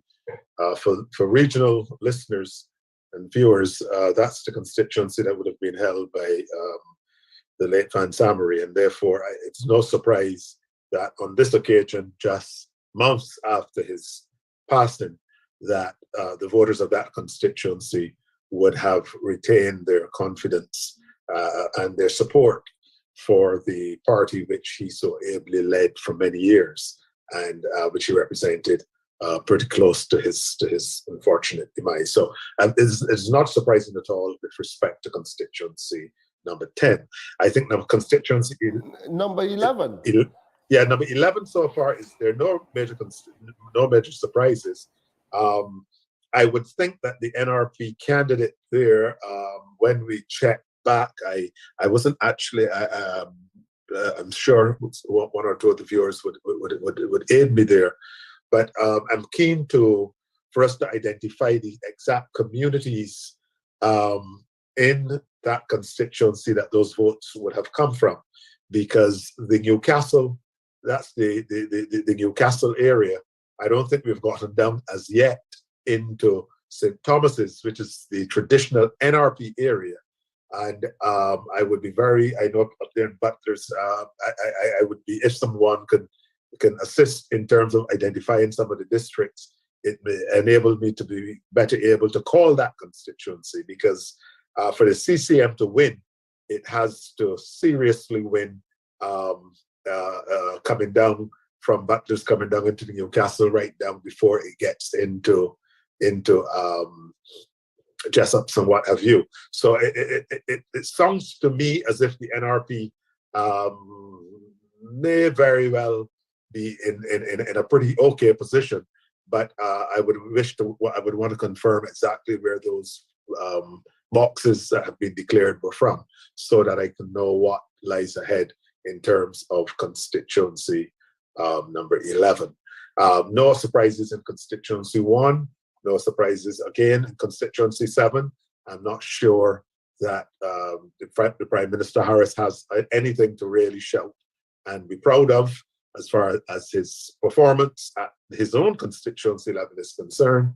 Certainly, there's nothing else to shout about island-wide. But I think even in constituency 7, he is getting perhaps for his 20-odd years in that constituency, this is perhaps the toughest time that he's getting, and I think all credit must go to young Natta, who I would hope would remain glued to the people, would remain on the ground in the constituency. Unfortunately, the constitution of St. Kitts and Nevis, for the benefit of those not familiar or not with the constitution of St. Kitts, it does not provide for defeated candidates or losing candidates in an election to serve in the parliament. And therefore, one would hope, unlike in several other territories where easily someone who would have performed so ably would have been made a senator and probably even a minister or junior minister, there's no provision for that in the constitution of St. Kitts and Nevis. And perhaps that is something, if we're talking constitutional reform, that perhaps can be brought on the agenda. But certainly I would hope that somewhere in the administration, a facility, a provision can be made for Mr. Natta, as well as Mr. Kenny Douglas, to be positioned to serve the people, because clearly, even though it doesn't look at this point as if they will prevail and be successful, it is clear that they have attracted and invoked the interests of many persons in the constituency. And I think that if they remain glued to the people, that they could very well be serious forces to be reckoned with next time around, and could very well overturn these results tonight.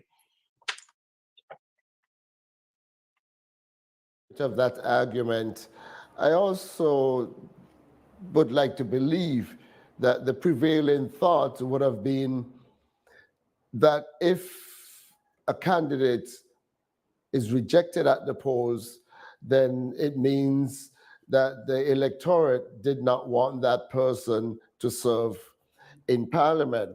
But the other side of that is that in doing so, we could be wasting talent, because especially even in a situation like this with Leon Natta, giving Timothy Harris such a run for his money, it shows that there is a considerable amount of confidence in Leon Natta's ability.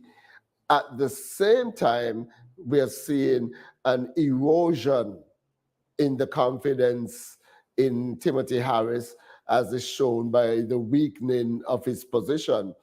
I would not venture to say that this is his weakest showing ever, because I don't have the statistics in front of me to support that.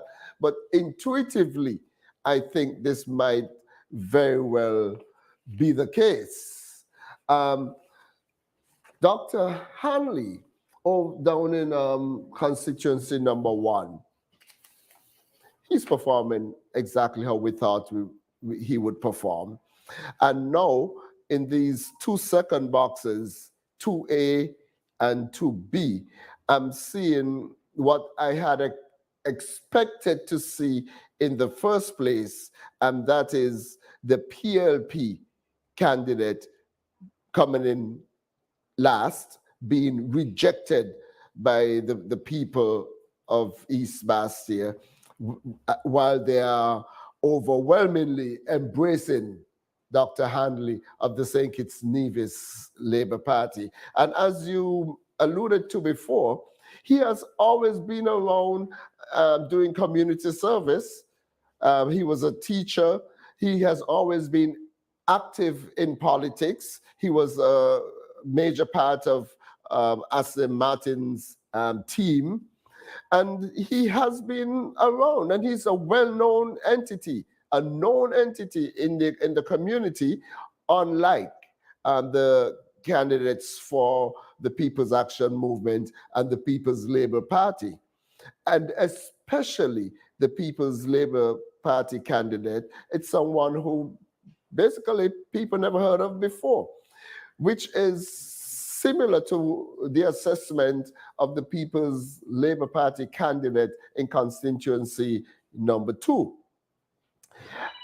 The former Prime Minister, when he made his address, he made a point, and in referencing this point, I'm not suggesting that I agree, but hear this. Let me hold that point and get ready to hear that Samuel Duggins has now been projected as the winner in constituency number 4. So we have 2 final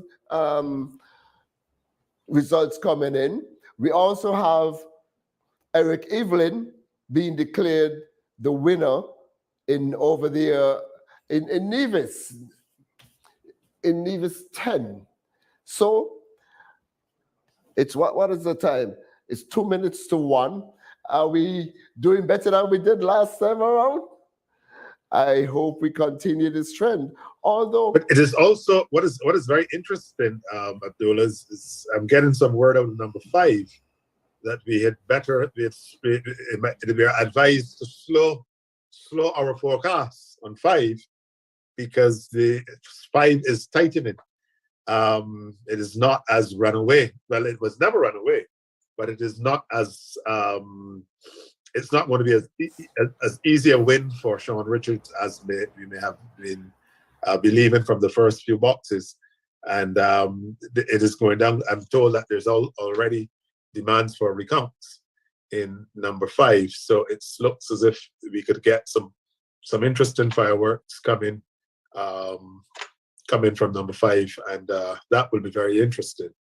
So it's outside the scope of expectability, because like we've been saying for the entire night, Sean Richards has discredited himself as a potential leader. Yeah. And if you're familiar with the electorate in Sandy Point, there's often a joke made in St. Kitts that people from there are not from St. Kitts, they're from Sandy Point. They're from Sandy Point. Yeah, no, but when you also look at the geography of it, because this reminds me very much of that would be in 2000 with when Hugh Heiliger would have lost to Joseph Henry Martin. From the time I heard when Halfway Tree and Lambertson going down that side, that's why I made the issue as far as the geography is concerned. When you consider how far west or northwest Halfway Tree is in relation to the boundary with the Sandy Point constituency, and when you look at how convincing Denzel Douglas would have done in coming around by La Valley area and that Bay and what have you, it is difficult for that type of Labour Party energy not to spill over into number 5. It is what happened in 2000. The question is, did Kenny Douglas have enough time to complete the job? But clearly, what you're seeing, just as the same way I'm saying that there's no way I can see Timothy Harris weakening on his borders in Otley and Phillips's and over there, Christchurch and what have you, and weakening on his borders. Jeffrey Handley is strengthening on his borders. I can't see how Terence Drew will not do well in constituency number 8 in terms of the communities there, because it's wants and kits. They all should go to the same supermarket. They all go to the same market. They all catch the same bus.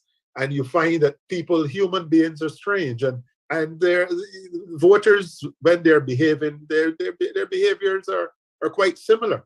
And even though you will see one or two of them will prevail, I want to point out something about Sandy Point, because you referenced Hugh Heiliger. And yes, I am getting word that there is an upset in Sandy Point. So I just want to wait until the official numbers come in. I don't know which way they're going to break, but I'm getting similar word to what you got.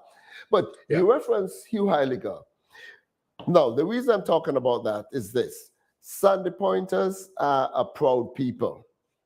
And here is something that underscores the point I was making earlier, that integrity matters. When there was a scandal over Hugh Heiliger's name, Sandy Pointers came together and decided to remove what they considered to be an embarrassment to Sandy Point. They elected Jacinth Henry Martin of the St. Kitts Nevis Labour Party. I would like to make the point that there was not a swing towards the St. Kitts Nevis Labour Party in Sandy Point when Jacinth won her seat. There was a rejection of Hugh Heiliger because Sandy Pointers believe that integrity matters. Here we are again. This is not a matter so much about integrity, but this is what they perceive to be weakness of character. Okay, I'll finish up this because in about 30 seconds, we're going back. Yeah, we're seeing number 5. Number 5 is in there. We already know one. Yes. And 11 as well is what the 11 is in big play now. And number 5, let's see what's going on. Yeah. So let's break. This is going to be interesting. Yes, but what I was saying is that a character issue is what is causing Sean to slide in Sandy Point. So let's go in 2 seconds to Mr. Bailey.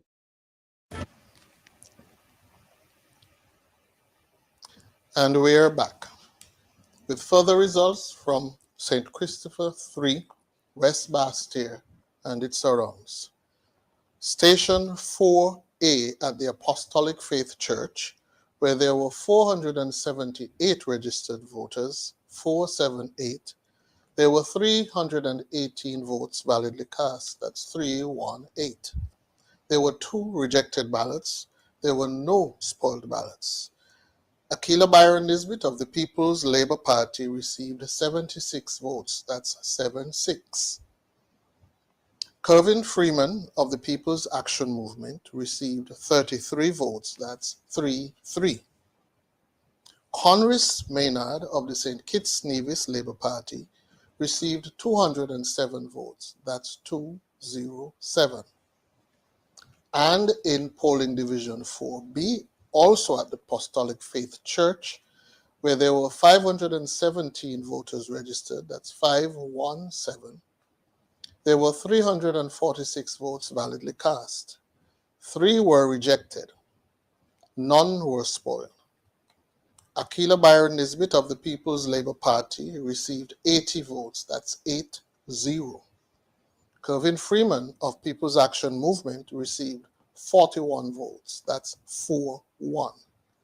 Conris Maynard of the St. Kitts Nevis Labour Party received 222 votes, that's 2-2-2. In St. Christopher 5, polling division number 2 at the preschool in Sandy Point, there were 400 registered voters, that's 400. The number of votes validly cast were 258, that's 258. There were 2 rejected ballots and there were no spoiled ballots.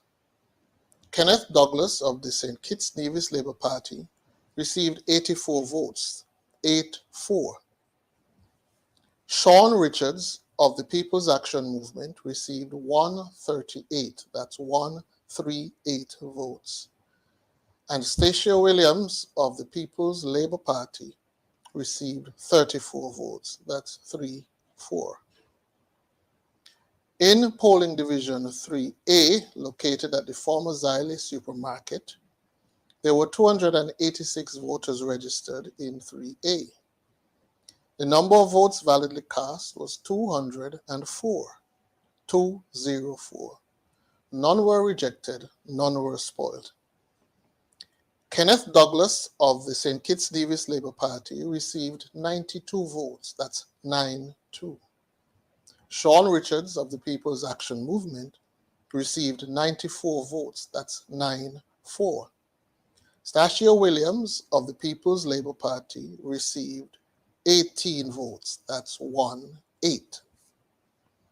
And in 3B, also at the former Xylee supermarket, where there were 297 registered voters, 200 votes, 200 were validly cast, 2 of which were rejected. There were no spoiled ballots.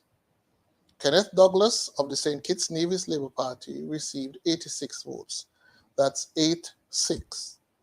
Sean Richards of the People's Action Movement received 81 votes, that's 8-1. Stacia Williams of the People's Labour Party received 31 votes, that's 3-1. Further results from Nevis 11 at the Cotton Ground Community Center, polling station 3A, where there were 323 registered voters.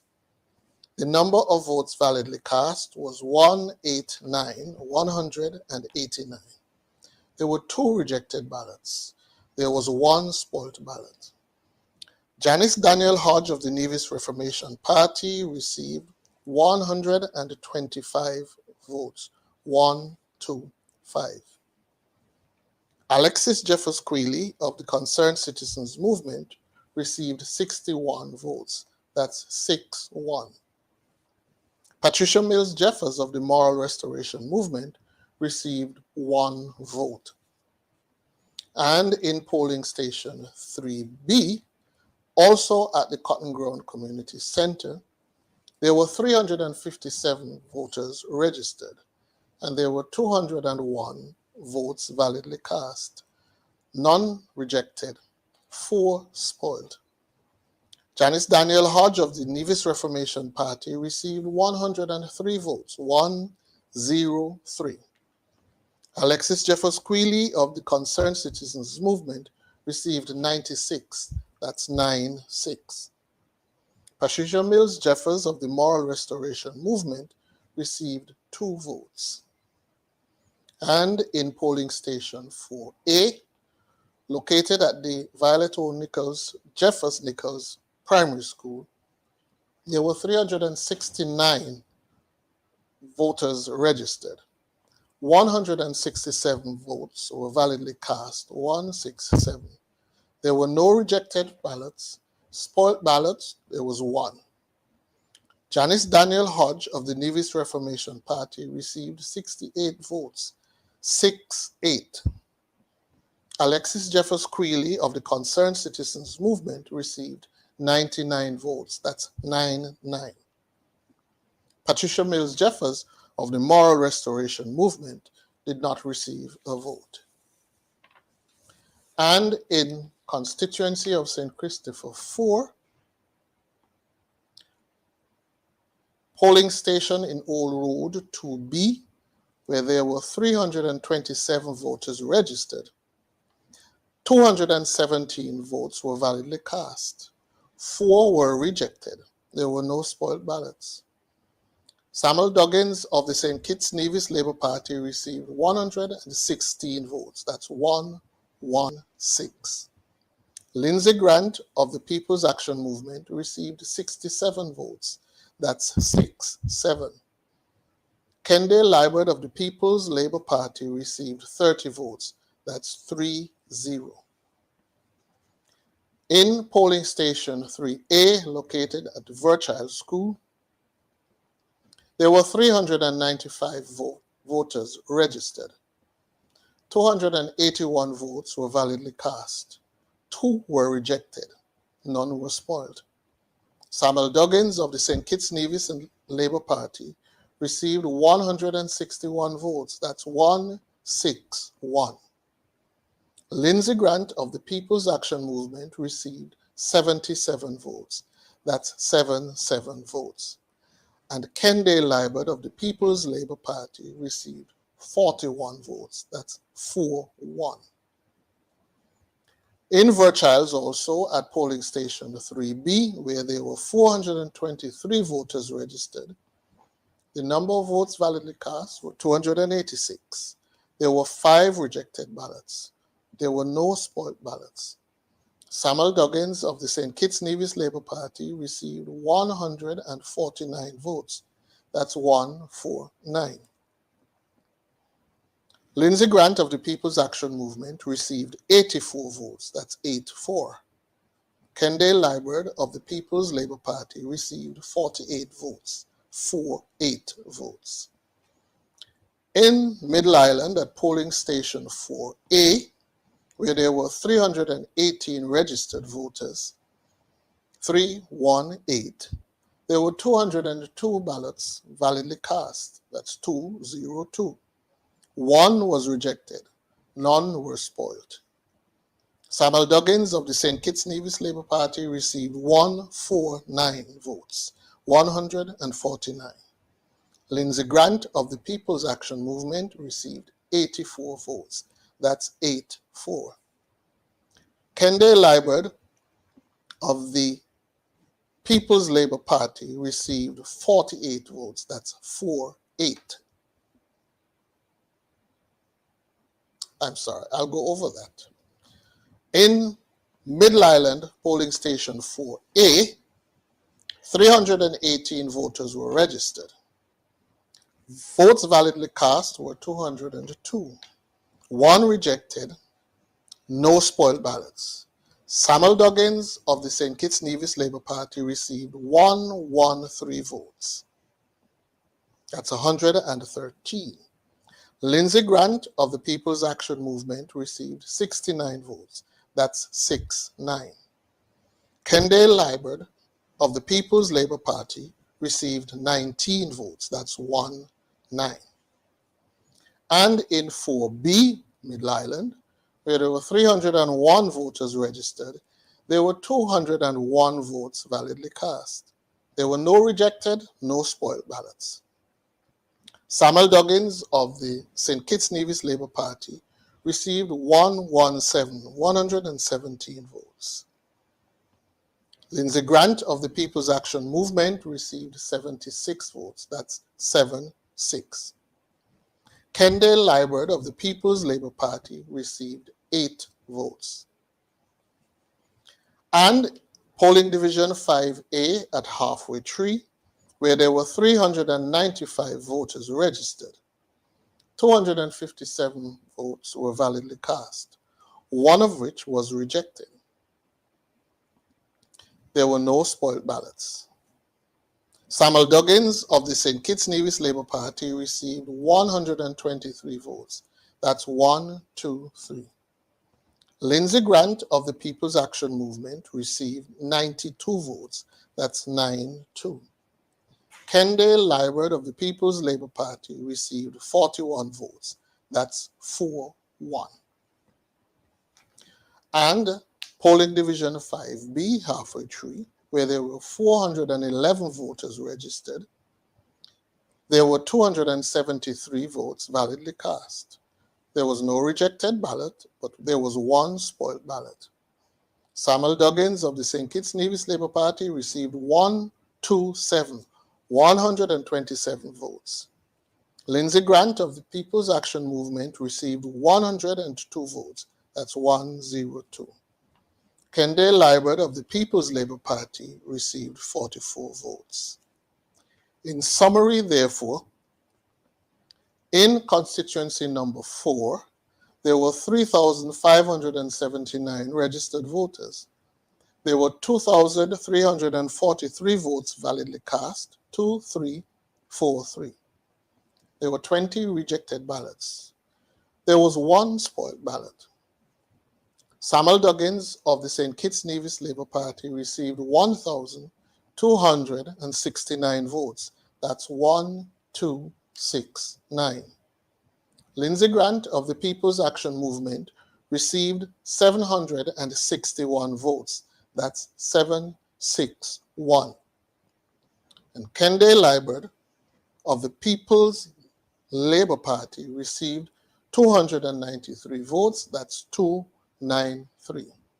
Therefore, I can report that Samuel Duggins of the St. Kitts Nevis Labour Party has been returned at the polls for constituency number 4. That's all for now, and I will be right back, but over to Master Control.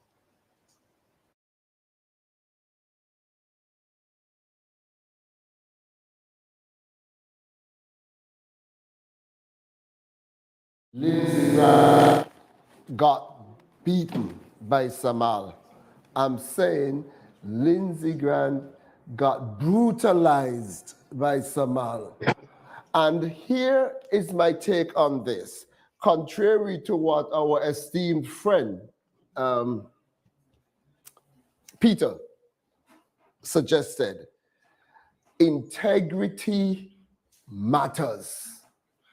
It is not just the wave that was coming about because of the collapse, the implosion of the Teen Unity administration. That has something to do with it. I know that. But the people of constituency number 4 have decided that enough is enough.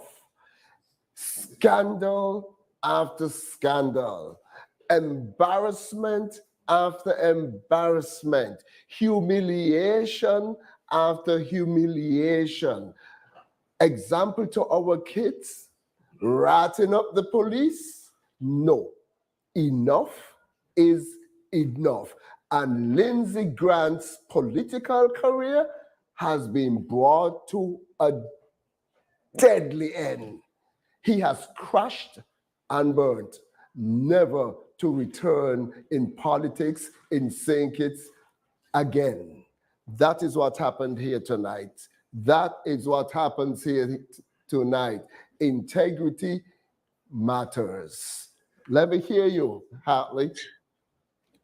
Well said by a Kittitian. A non-Kittitian or Nevisian is not so at liberty, is not so No. licensed. You have the license, your professional license to make your input here. To that extent, what I would say is that I think Mr. Samuel Duggins have done a phenomenal job. I think that he believed in himself, which is always very important. I think that he opened himself to the people of constituency 4. I think he offered them a better way. He offered them to seriously represent as well as serve them. And I think that the people of constituency 4 have tonight spoken very, very equivocally that they will hitch their wagon to some Aldagan for the next 5 years. I think there is nothing, yeah. Although he is not native to number 4, he is firmly rooted in the community. Go ahead. And he's a good man. He's a good man. You see, that is the point I was making. He is a good man. I think that when you look at the team, that is why I think that the leader so ably describe it as the 18. He's a good man, and so too was Jeffrey, so too was Congress, so too was Natta. I think that the Labour Party, Kenneth, the Labour Party was very fortunate to have, in a short period of time, within 2 years of losing an election, to have assembled such a caliber team and to be able to ready them and position them. And I have no doubt that Marsha Henderson in number 2 will also prevail as well. Whenever the results there begin to, I would wish to just remind members that voting went on until very late in that constituency. And therefore, that is the reason why today we have not had results from constituency 2, because the counting process would not have started until all of the votes were received and accounted for in the one location. But we are expecting constituency 2 to come in anytime now. But certainly, I think that the Labour Party had an opportunity to showcase its team. I think it did an excellent job in terms of visual appeal, the presentation of the team, of the programs. I don't think that they went overboard with their promises. I think their promises were measured. I think they were calculated. I think they were reasonable. I think people saw logic in what they were proposing. I think the ideas of indicating that the burden would have to be borne by the quote unquote new petitions, those who were being rewarded with citizenship to the country, would be the ones, the rich would be carrying the poor. I think those were practical, realistic proposals that obviously the country considered and embraced and have voted for. And therefore, what we are seeing here, I think, is a tremendous tribute to the Kittian voter. And I don't want us to look, and the division as well. I think that the voters of St. Kitts and Nevis have spoken today. I think they listened. I think they were like a jury. I think they listened to all the evidence. I think they knew when to throw out what. I think when Prime Minister Harris, I personally believe he got a bit carried away with some of the promises and some of the giveaways and some of the freebies and some of, take this free, this free, that free, remove this, remove that. I think that you're dealing with a very enlightened electorate, and you can't come to people now and expect that you can tell them that you have $1 and you're going to give them $1.50. That makes no sense. People know the Treasury will not be able to afford that. You can't remove all the taxes because somebody has to pay for the bills at the hospital. Somebody has to keep public transportation alive. Somebody has to keep children in school. Somebody has to take care of the elderly.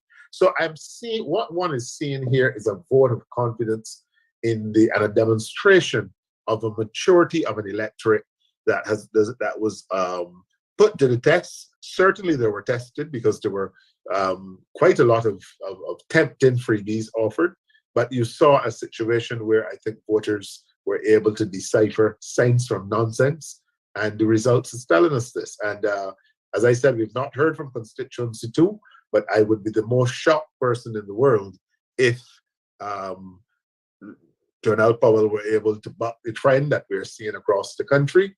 I still think 5 will edge home as far as Sean Richards is concerned.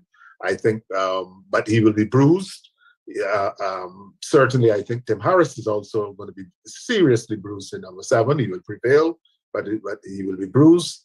And it looks, from what I'm seeing and from my knowledge of constituency number 11 in Nevis, that we may very well have a turning of the tables there, because the numbers I'm seeing coming in from constituency 11 are telling me that the lady there for the NRP could very well be successful in winning that seat, and that creates a question.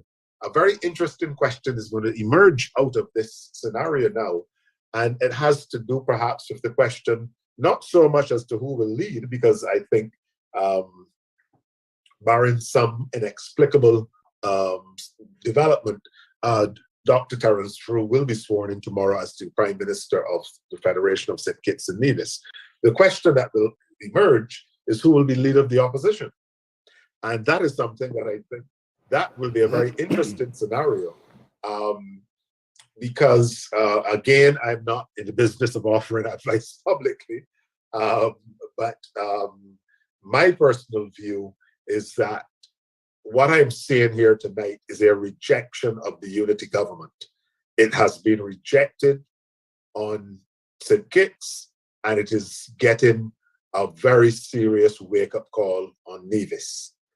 And I therefore have a fundamental difficulty, personally, as an observer and a student of politics and an observer of this election, and as someone whose view may have been sought at some point throughout the campaign, I have a difficulty, if I do not absolutely have to, getting in bed with those who brought the country shame and disgrace to the country. And therefore, my personal view on this would be that I think that the government should think very long and hard before embracing into itself, if it has a choice, those who would have been part of the government that the electorate has clearly tonight rejected. And that is my advice publicly, and it certainly will be my advice privately as well, because I think that, again, the people must be listened to. And when you look at the results tonight, the people have said, given a tremendous thumbs down to the government that was elected in 2020, was elected in 2015 and returned in 2020. And I honestly believe that the new administration should not sully its good image with going down the route of embracing those who were clearly have lost favor with the electorate of St. Kitts and Nevis. If Timothy wins his seat, as he most likely will, Sean could probably win his seat too. I'm not sure if that's a certainty. But okay, Timothy wins, Sean wins. Mark comes out with 2. On the opposition bench, the only party, in my estimation, that would command a majority to lead the opposition would be the CCM. But look at the disjointed nature of the opposition. The opposition would comprise Timothy Harris, a political adversary to Mark, and Sean. How will they function as an opposition? Will you have a scenario whereby Timothy votes with the government because of personal grievances? And remember, personal grievances seems to have been the hallmark of the breakup. So how are they going to function? How are they going to function in there as an opposition? They could not function as a government. Will they function as an opposition? Knowing the question that might arise is, will they attend Parliament? I think I know the personalities well enough to know that you may very well see them merely conforming with the constitutional requirement in terms of attendance. I do not see. So that they don't lose their pension? I can see many sittings of Parliament without the presence of certain individuals, and I say that knowing the personalities I think it would be unfortunate, but I think obviously the wishes of the electorate have got to be respected at all levels. And but I can see perhaps situations where some constituencies may not have a voice in the parliament, and it is not because they're vacancies, but I think that some constituencies may very well be voiceless in the next term, in the next parliament. That would lead to a situation whereby the St. Kitts Nevis Labour Party could end up getting 8 seats in the next cycle. Because if people are deprived of representation because of petty politics, like I stayed away from cabinet for how long? 15 months, because you as prime minister did not violate the law and have the police remove my name from a public report? Really? Mm-hmm. That was the reason? Really? So Exactly. if you continue that level of reasoning, that level of disrespect for the people who elected you to go to government, why put you back there? You see? And then Mark. I'm not even sure if Mark is going to want to come across the Narrows to sit on the opposition bench. He's not going to want to do that. So then the people of Nevis again will be deprived of the representation that they deserve, that they voted for. 1 seat for the NRP, that seat would probably be on the government side. So here we are. Petty politics, small-mindedness, inability to work together, inability to deliver promises, inability to strive for good governance, inability to deliver integrity in public life. I can go on and on and on. The collapse of the Team Unity administration does not lie solely on the shoulders of Timothy Harris. He's a major contributing factor, but it lies on the shoulders of Sean and Lindsay and Janelle and Evelyn and Mark, all of them. And this is why the people of St. Kitts and Nevis are pretty much giving the message that all of them must go. And even those who manage to hang on with their reduced majority, with their reduced popularity, they eventually will go. They are not going to regroup and regain their former quote unquote glory while they're in there. They're going to go. We're going to see them. We're going to see the rid of them soon and very soon. What I did not expect was for us to be here at 26 minutes to 2 in the morning, developing into what seems to be a deja vu situation. Why is it that in St. Kitts, a population of 50,000, we cannot deliver the results of a general election within a couple of hours? What's wrong with us? Is there something wrong with us? No, that's a very good question, because you really wonder what is going on. I mean, as I said, even if constituency 2 went on late, certainly at 1:34, we should have had some votes coming in from constituency number 2. I can only hope that we're going to get them all at one time.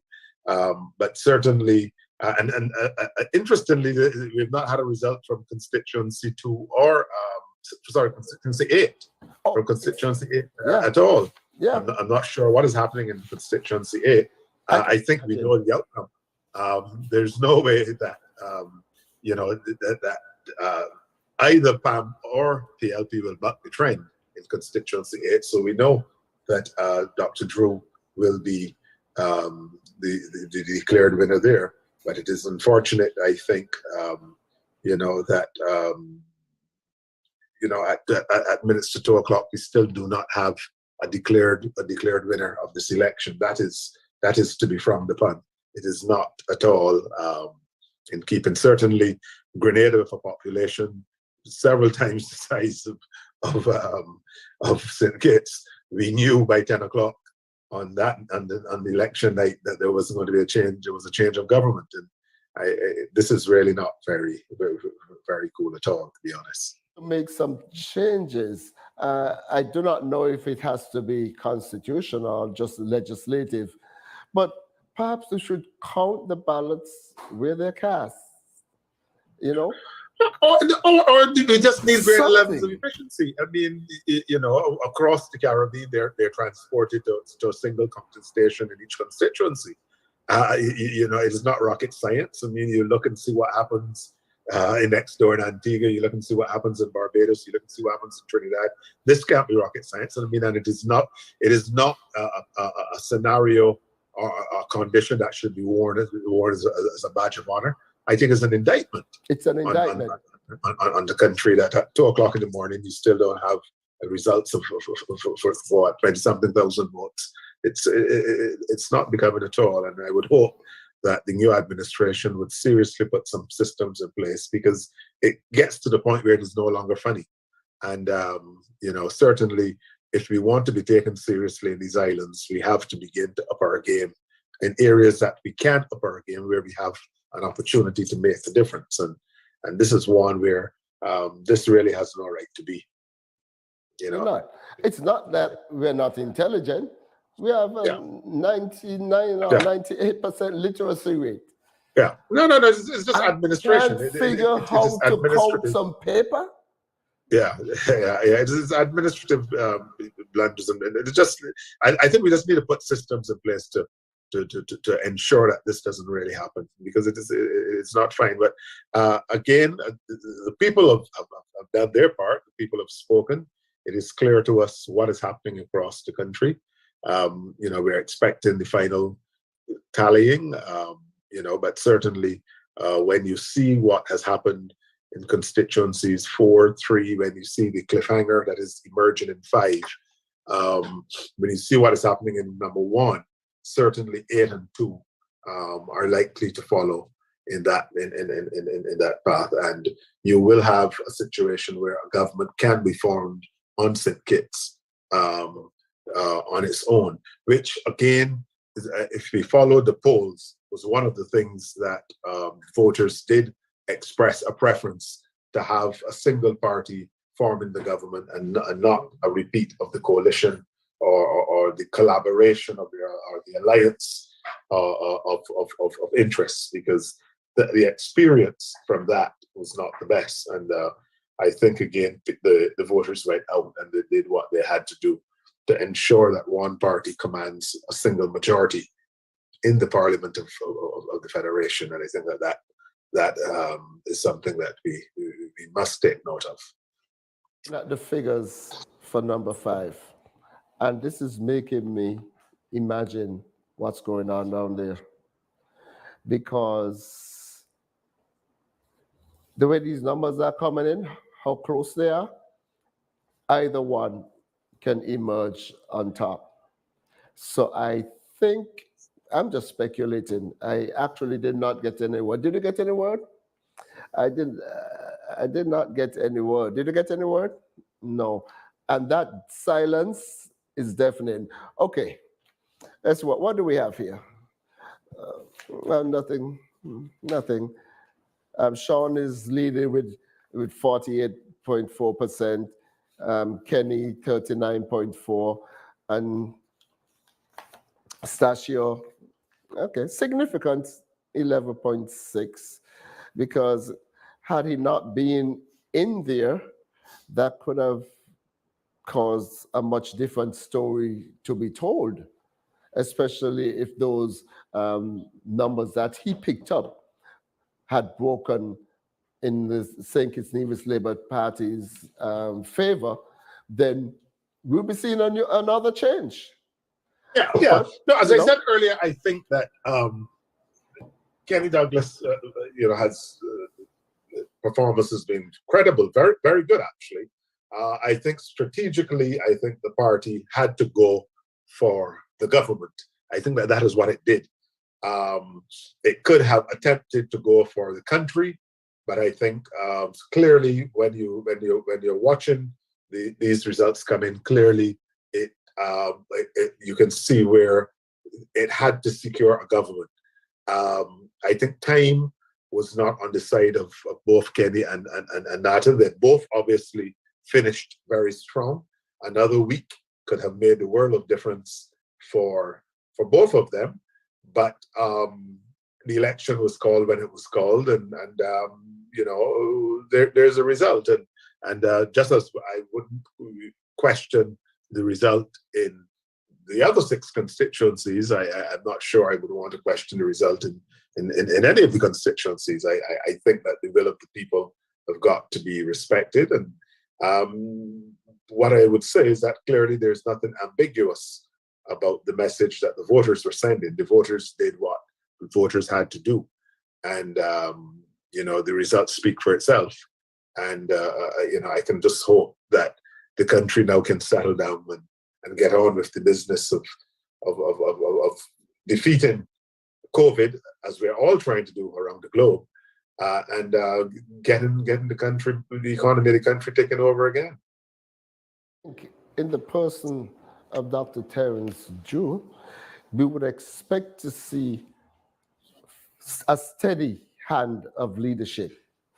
His personality, he's calm, collected, thinks before he speaks, and I think he has some very doable, workable plans, especially for the healthcare sector in St. Kitts and Nevis.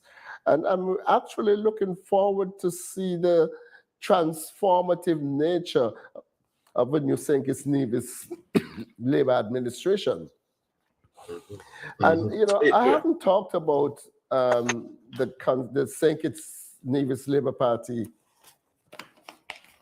representative for constituent number 2 too much tonight. And the reason for that is, like you, I'm waiting for the results to come in. But I'm confident that Marsha is going to prevail, and she's going to be prevailing overwhelmingly. It's not going to be close. It is not going to be close. There's certainly nothing about that. When you look at the margins in number 1 and number 3, that's what I'm saying. There's one country, and when you look at, because they go to the same workplaces, they go to the same supermarket, they go to the same, the same funerals, the same weddings, same courtroom, the same sports ground, the same gym. Mm-hmm. They have experiences, and I cannot see Dr. Handley winning the way he's winning in 1, Mr. Conrad Maynard winning the way he's winning in 3. And also, if, as I've been very reliably informed, that Mr. Terence Drew has taken Keon, then it tells me he's going to gallop home in St. Peter's.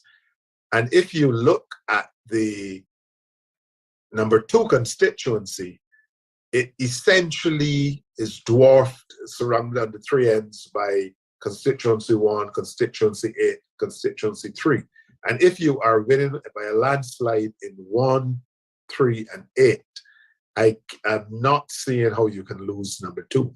So it just doesn't make sense, And if you have Sean Richards on the ropes in number 5, and Timothy Harris hardly being able to keep his hands in the air in number 7, and Mark Brantley also getting bruised in number 9, and NRP looking as if it could very well take number 11.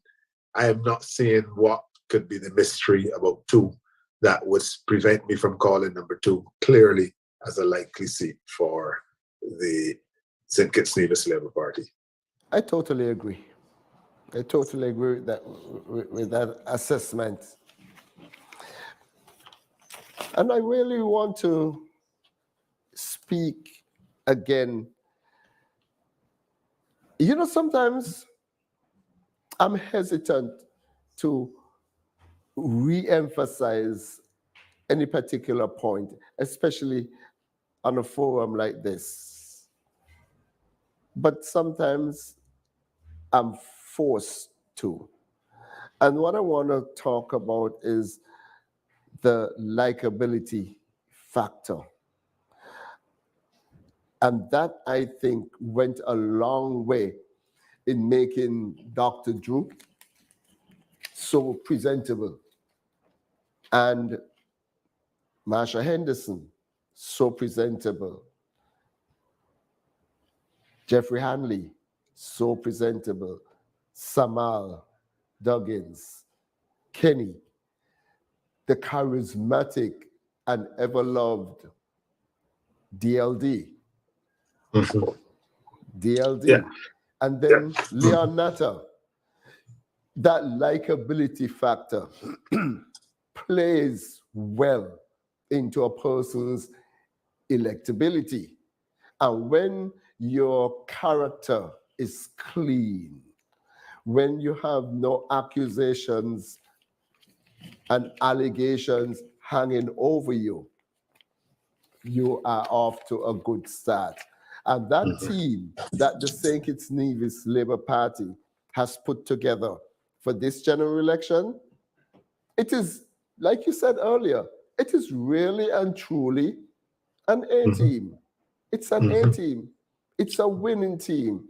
It's a team that, as of now, is above reproach. That cannot be said about the other teams. And this is why. And that is why I make the point that I think that Prime Minister Harris erred in seeking to throw together something. He should not have gone the route of seeking to create a party and come with a team of candidates. I think he should have ran these people as a presence on the ballot, but essentially gone for the national vote. I believe if he had gone nationally, he may very well have, the Labour Party might have been robbed of that vital 3-4 extra weeks that he gave them to properly introduce themselves, to properly launch themselves, to properly be understood, become known and understood by the people. Certainly, Samal Duggins is a classic example because 3 months ago, many persons in constituency 4 did not know Samal Duggins. I think the longer Samal Duggins, more time he was given, the more he was liked. And I think it was when the history is written on this election, I think there were some strategic errors on the part of the PLP's handlers that would have led them to believe that they could have thrown together a few ingredients and call it soup. Yes, there may have been some water. Yes, there may have been some yams, and yes, there may have been some eddos and pigtail, but it was not soup. It wasn't even a good Dominican broth. What you had there was a thrown together, a warm pot that really did not make any sense, and there was no distinctive taste to it. Up to now, you don't know half the people that they put on the ballot because you announced them and left them. I can't recall one profound intervention that was made by the candidate for number 8. It is difficult to remember who was the candidate in number 3.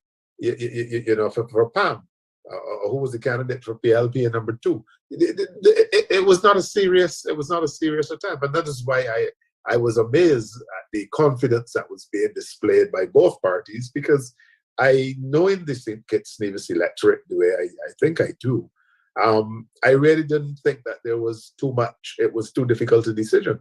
And that is why I declared from very early tonight that I was expecting a result again similar to what I'm seeing here, because I think that the voters of the country are way too mature to be treated with the type of contempt that we saw, being displayed. I mean, you look at last night.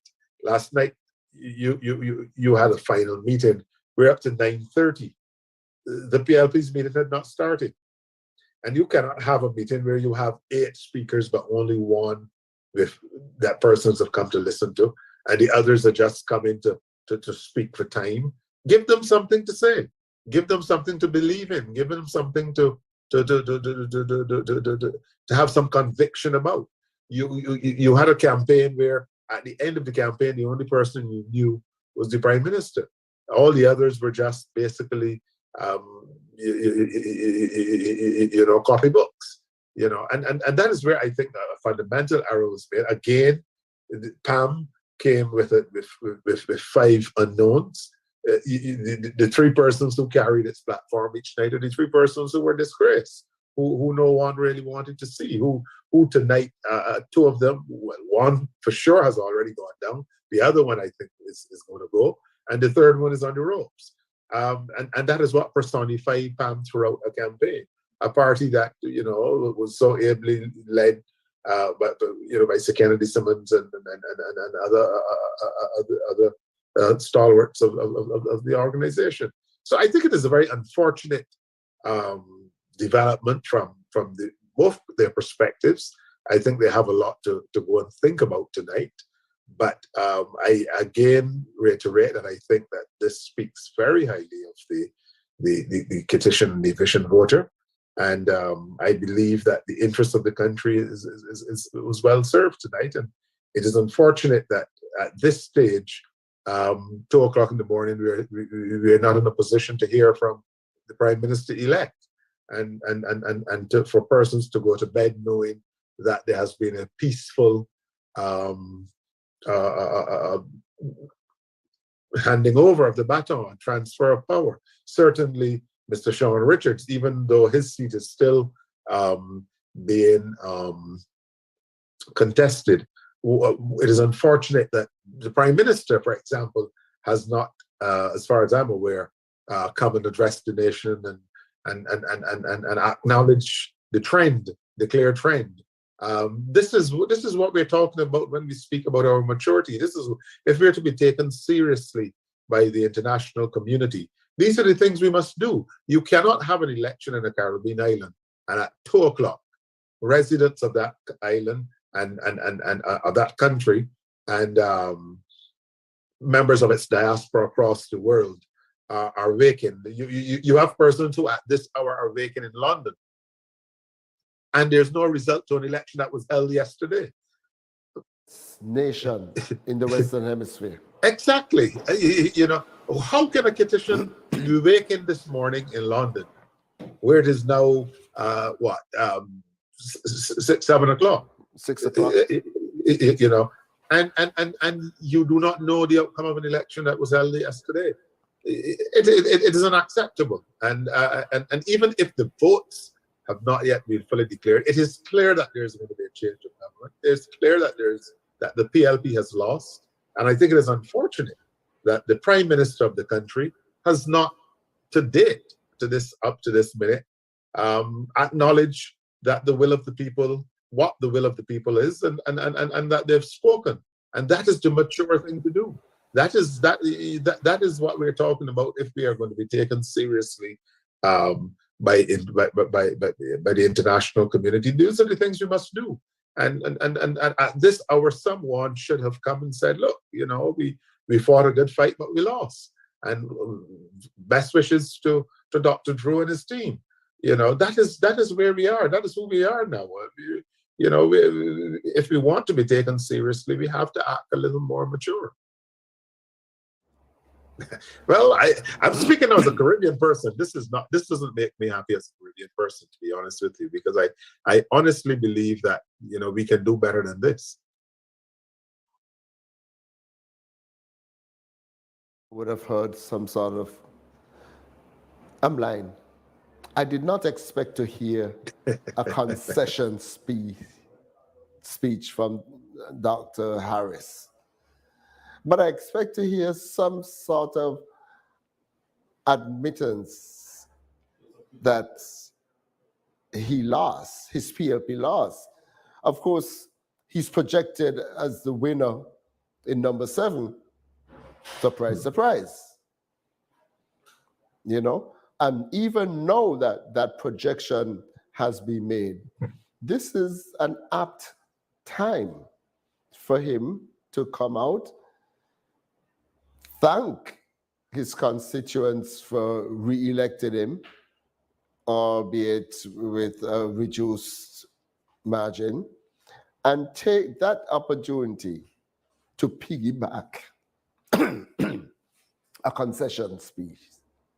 You know, obviously the people of the Federation have decided to go in a different direction than what was envisioned by the People's Labour Party. We wish the country all the best, that sort of thing. Something statesmanlike. That is what I would have preferred to hear. It is not what I had expected of Timothy Harris, because that is not the type of character that he has demonstrated over his tenure in political office. And I'm not speaking about just over the past 7 years. I'm speaking about from way back when he was with the Labour Party administration. Even then, he was shrouded in controversy and scandals, and I don't know. Yeah. No. I think it is. We can turn on, but I honestly believe it is. That's the unfortunate aspect, because certainly at this time, and especially now that there's a projection of him winning in number 7, I think it is the honourable thing to do. And I'm sure hoping that can be relayed. Similarly, I think that Mr. Sean Richards, clearly now the People's Action Movement will not win this election. It will not form the government. Even if it is in the government, it will not be the lead party in the government. And therefore, he too, I think, has a duty to say something to the country. That is what. If you want to be in the big league, if you want to be in the big club, you have to up your game, and that is what and that is the sort of thing that I think is absolutely required of our leaders. If as I said, we are to be taken seriously. We have the issue of in terms now of the formation of a government. That is something that clearly Dr. Drew would perhaps beginning now to seriously focus his mind to. I think he has a pretty good team there to draw from, to look at. You would have experienced persons who would have served in the Parliament before, Dr. Jeffrey Handley, Mr. Conrad Maynard, former Prime Minister, Dr. Douglas. So you have experience there. And also there are a couple other persons who would have emerged around the campaign, during the campaign, that could also be very useful. So I think that is a case in which you have a government in the making that could essentially hit the road running, and that is what I think is required in St. Kitts now, whereby the Prime Minister has already identified certain priorities. He's made clear that healthcare is a top priority, especially I recall in making point very, very passionately about the need for us to be able to assist our children and parents with children who need medical assistance abroad, and medical assistance that cannot be had in Federation, that they'll be assisted in getting that medical assistance and what have you. He takes healthcare very seriously, and it will be very interesting to see those promises. It will be interesting to see the whole issue. Already we are seeing, he's fortunate in that already we are seeing the price of petroleum prices across the world falling, and therefore one would expect that there should soon be an ease, either triggered by the international trend or by the policies of the new administration, but certainly he did promise an ease in the price of petroleum products, and certainly motorists, I'm sure, will appreciate that, as well as obviously the busmen, who I'm sure would have had a pretty rough time in the last few months making profits, given the amount that they would have been spending in fuel. We also had issues in terms of the whole question of the cost of living, and the fact that certainly some of the CBI funds will be used to help subsidize some of the essential items that people require. And one of the things that was spoken of that I liked very much had to do with the fact that it was not just what we call the poor people things, because sometimes I find politicians sometimes become a bit too patronizing, whereby, it's the sugar, flour, oil, macaronis, corned beef, sardines, but you can't be seeking to create and to uplift people and believe that the basic items are always the things that you think, because otherwise the middle income group, those who have progressed from one social setting to another, will find themselves making a retrograde step if you don't seek to sustain them. And I like the fact that he did promise to ensure that all persons at all levels can continue to afford the lives and the lifestyles that they have been able to attain. Because I think sometimes we punish people for success in these Caribbean islands, and that is something that we do have to move away from. And I found his interventions on that subject to be very, very progressive and forward-looking, because we have to be careful that we just don't get carried away with the rhetoric of the poor man, the poor man, the poor man, because everyone in the society is feeling the effects of both the COVID crisis as well as the downwind of the unfortunate war that took place, and the issues that has commissioned, and the global shipping problems that persist, and the limited manufacturing and production of key items have all led to a cost of living scenario. And there are many people who are falling through the cracks. And it is not just poor people. So I like very much the fact that he has undertaken to assist persons at all levels, and not just those who we may consider to be the poor. Because if you cater only to the poor, then the number of poor will become larger, because many who may have climbed up a notch will find themselves falling back down. And that, I think, profitable. Precisely. To be poor, as ironic or oxymoronic. Exactly, as we see in some other countries around the world. So I think that the ideas of the Prime Minister elect, and I think I can, at 2:00 in the morning, I have a license to so dub him. I think that is very important, and I think it's very encouraging, very inspiring, and I certainly, as a Caribbean person, I look forward to monitoring and observing the developments in St. Kitts and Nevis over the course of the coming months. Something else that I'm really impressed with too. One of the pillars for the developmental plan that Marsha Henderson has presented for Central Bastille, because she pointed out, and rightly so, that essentially there is no more available land for expansion in Central Bastille. We are landlocked in the east. We have East Bastille. On the west, of course, West Bastille.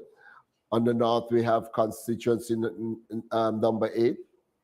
Of course, on the south side, we have the sea, the Caribbean Sea.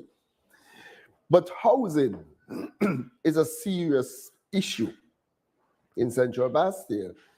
And I am impressed by her plans for housing development in terms of things like townhomes, etc., where the housing will go up. We have to start building upwards for housing in the inner city. because there's just no more room for expansion. And of course, we will utilize the lands on the outskirts, like going up there towards New Road area, etc. To the extent that lands are still available. But Mhm. the residents of Central Bastia have, to a significant extent, been neglected when it came to the whole housing development in St. Kitts. And the St. Kitts Nevis Labour Party has a reputation for unprecedented housing development. I mean, they build thousands and thousands of low-income, middle-income houses for the people. And this is one of the main sources of economic empowerment, along with education.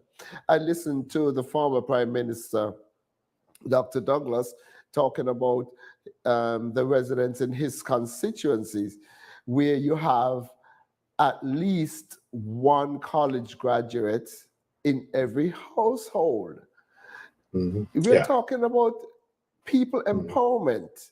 And this is the type of visionary, progressive leadership that I know we can expect from the new St. Kitts Nevis Labour Party administration, because people have to matter. People must come first. And if a government is not putting the people first, then that government has to go. People, like Mhm. you said earlier, should not be entering elective politics to see what they can get out of it. It should not have to do with putting oneself in a position to take vengeance on other people who they Yeah. perceive might have wronged them in the past. And we're seeing that too much happening in our recent politics. And I'm beginning to get the impression, well, I have the impression that the St. Kitts Nevis Labour Party is poised to arrest that tendency, and make people matter. And like you said, not just the poor people, not just those on the lower rung of the economic spectrum. At this point, I'm pretty sure Peter is going to be surprised that he would have that he would be able to leave his other engagement and come back here and meet us, still talking about to determine how things ended up falling the way they have fallen. Why? Because we don't know as But yet. Peter, well, no, we're still waiting. I just hopped off the other call to come and congratulate you guys on the victory. I mean, I think it's pretty obvious what's happening, and I was about to turn in, but I thought it would be appropriate to come and in the same way that we started the night, ending night, to say congratulations. What I saw tonight was an amazing outcome for the Labour Party. It was a party that took a battering, certainly in the last two elections, and to come back from that and today be able to return to office with such a generous majority, pretty much you triumphed in every single instance. I mean, the two that haven't been called now, I was looking at the numbers, and it would be difficult for you to have not won those seats. In as much as you've been able to win some others that are slightly more steep climbs. I mean, those two seats are relatively small numbers compared. So I imagine that you will. Dr. Drew's victory, of course, is essential to the package because he is the person that is leader. And I think that if he could inspire a victory in which so many others could triumph, it would be interesting to see that if he's able to win. To me, a couple of questions come to mind, and I don't know whether you want to reflect on them as you go. The question will be, is there any room at the table for Dr. Hodge? Whether it's not clearly not going to be necessary. But the question will be whether it will be of interest to the Labour Party to pursue that. And I'm sure that you guys are not attempting to tie the hands of the leader in this regard. But I just think it's an interesting talking point. And then also, what of Dr. Douglas in the scheme of things? Certainly, former prime ministers are rare in governments across the region.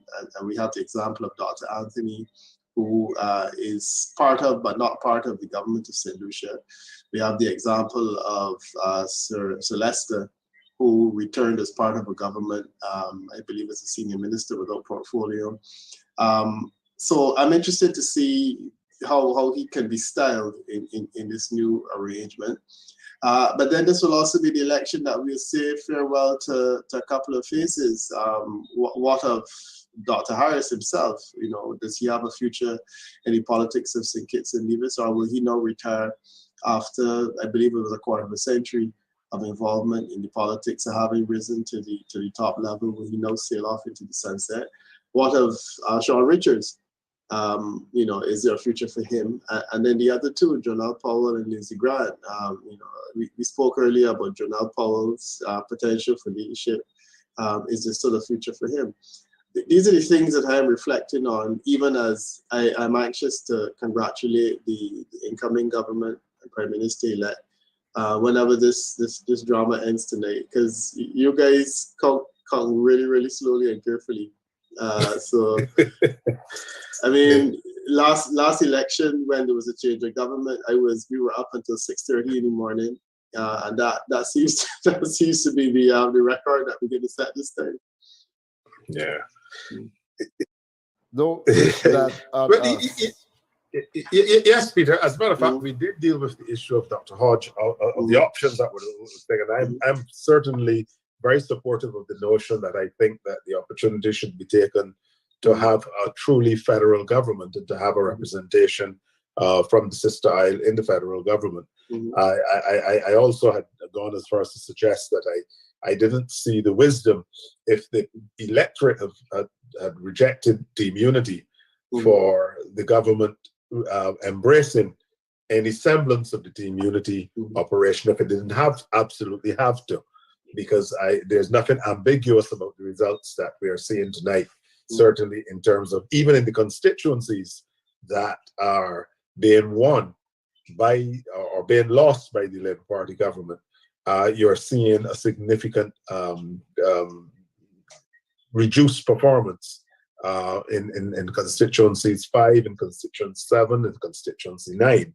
You're seeing, you know, 3 leaders who came together to form Team Unity have all been very shabbily treated by the electorate tonight, and I think that spoke volumes. So I think that is something that the new administration should seriously consider. I think certainly this must be the end of the road for Dr. Harris, because I am not seeing how he's going to be able to sustain public interest in a PLP that was essentially about himself. And I think it would, in this Caribbean, attempt to carry a new party such as that. And as a Barbadian, you would recall many years ago the NDP by a then sitting MP. You know, it becomes a very difficult, not burden, but a very serious assignment that you have to ask yourself realistically: am I really cut out for this at this stage of my life? And I would be very surprised if the PLP survived this experience. I think the People's Action Movement obviously will have to go back to the drawing board. It is an established party. It's been around for many years. I think certainly Mr. Richards would do well to reconsider whether or not the opportunity should not be taken at the earliest given moment for him to perhaps permit the party to remain relevant by allowing some new talent, some new energy in the Sander Point constituency, and to lead the party in Parliament. So I think that this is an election, a turning point for many interests in this election. I think that persons do really need now to look at what's best for both the country and for their respective parties. And I believe that it would be interesting. I mean, we have not seen it very often in the Caribbean. But it would be interesting if the leaders of these two defeated parties would seriously give some thought to allowing some new energy and some new talents to come to the fore in here. For instance, we saw in Grenada, where amazingly the former prime minister, who was rejected after 15-0, still serving as leader of the opposition, as leader of the opposition party, which I find to be, quite mystifying, to be honest with you.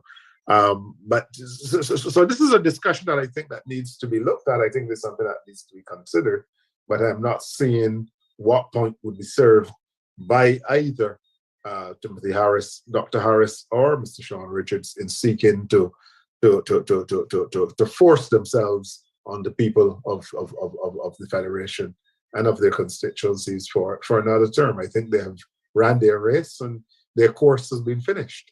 And really now, as I said earlier, I'm concerned about persons who just do not seem to be able to find the landing gear of their political careers.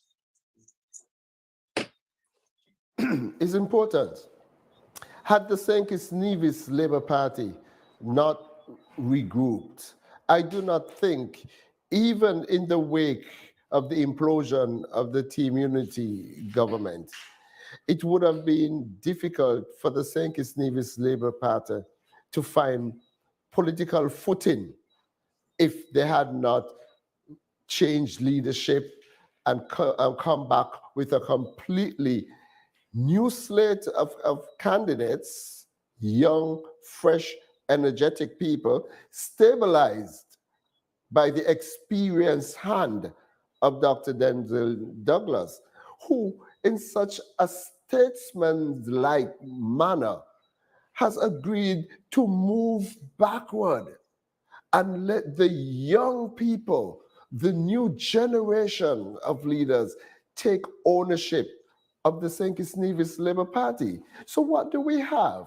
We have a young, inspirational leader in Dr. Ju, who would be sworn in, hopefully tomorrow, maybe the day after, as our new prime minister.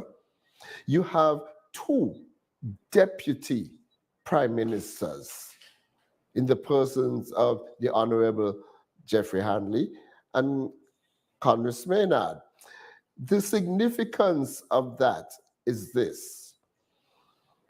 In a succession plan, Dr. Douglas is not being presented. There are two deputies that would be there before him. He's not being presented, but he is somewhat of a stabilizing force, the hand of experience that will allow the St. Kitts Nevis Labour Party administration to be all that it can be under Dr. Terence Drew. And I'm actually excited about this prospect because I've listened to all of them. I've listened to Jeffrey's plans about education in St. Kitts and Nevis. He's talking about you incorporating technology in a way that is done in advanced countries. I know about a lot of these systems firsthand. And this is what he wants to bring to the table. It was so unfortunate. And this happens a lot, especially in a Caribbean context. Oppositions oppose for the sake of opposing because they seem to think the duty of the opposition is simply to oppose. So they opposed the one-to-one laptop program in the schools. They got into office and discontinued it. Now, that was so myopic. What happened shortly after? Here comes the global pandemic, that was the COVID-19, when all students across the globe had to be schooled from home using internet technology. What happened to our students? they were placed at a disadvantage because that progressive program was discontinued for no apparent logical reason. Look at the displacement of our students from the Bastia High School. When we had reputable local, regional, and international scientific organizations telling us that there's nothing fundamentally wrong with the Bastia High School. It can be cleaned. For political reasons, we abandoned that historic structure, put our kids up in some makeshift buildings for an entire school year, more than a school year. And they were deprived, some of them, of that high school experience. And then the decision to build a high school on our aquifer. That area is protected by legislation, and they know that.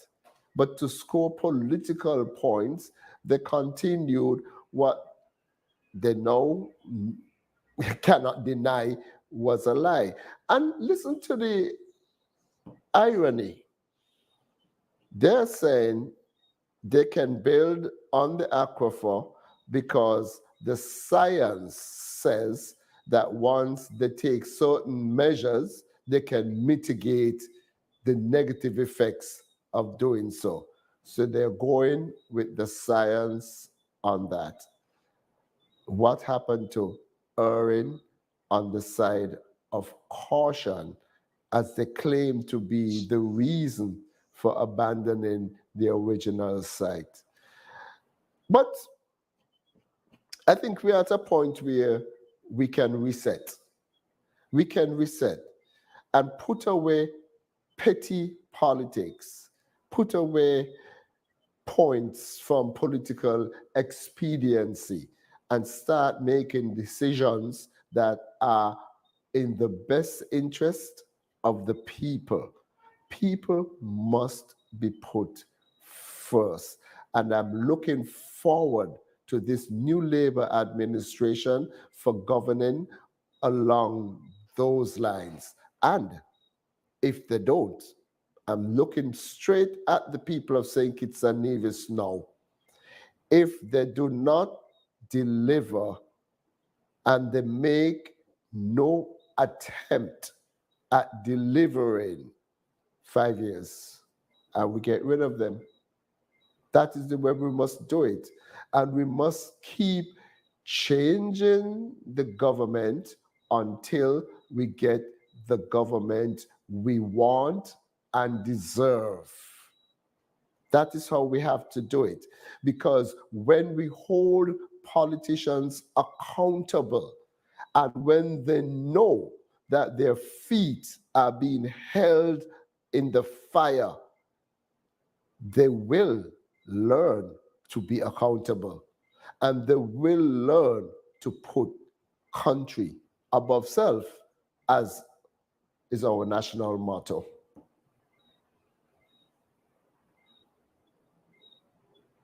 Peter? Yep.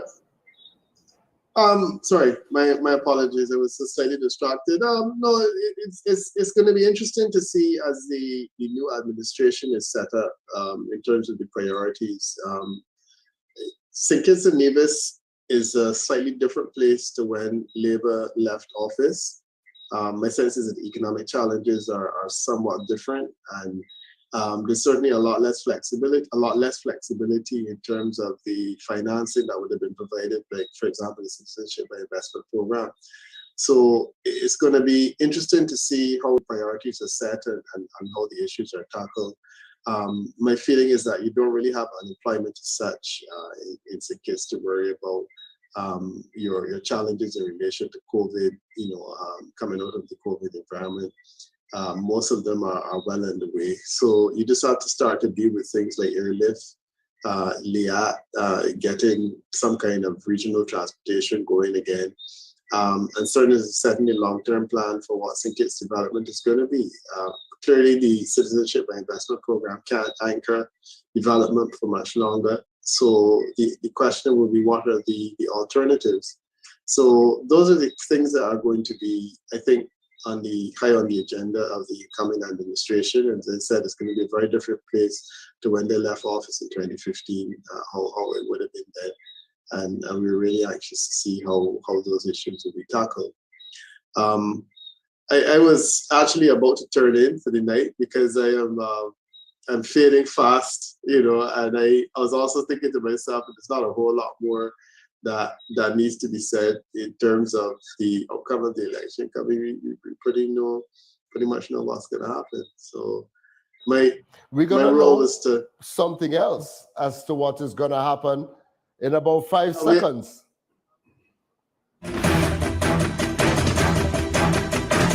Good morning, and we're back with further results for St. Christopher II Central Bastille from the Methodist Church Hall on Seaton Street, where there were 660 voters registered.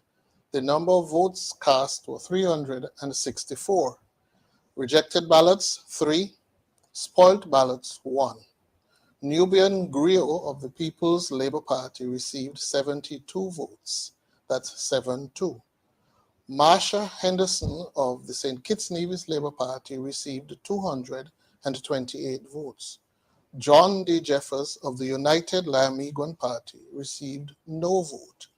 And John L. Powell of the People's Action Movement received 61 votes. That's 6-1. At polling division 2A, Skelec building, there were 416 voters registered. The number of votes cast was 211. There was 1 rejected ballot. There was no spoiled ballot. Nubian Griot of the People's Labour Party received 37 votes. That's 3-7.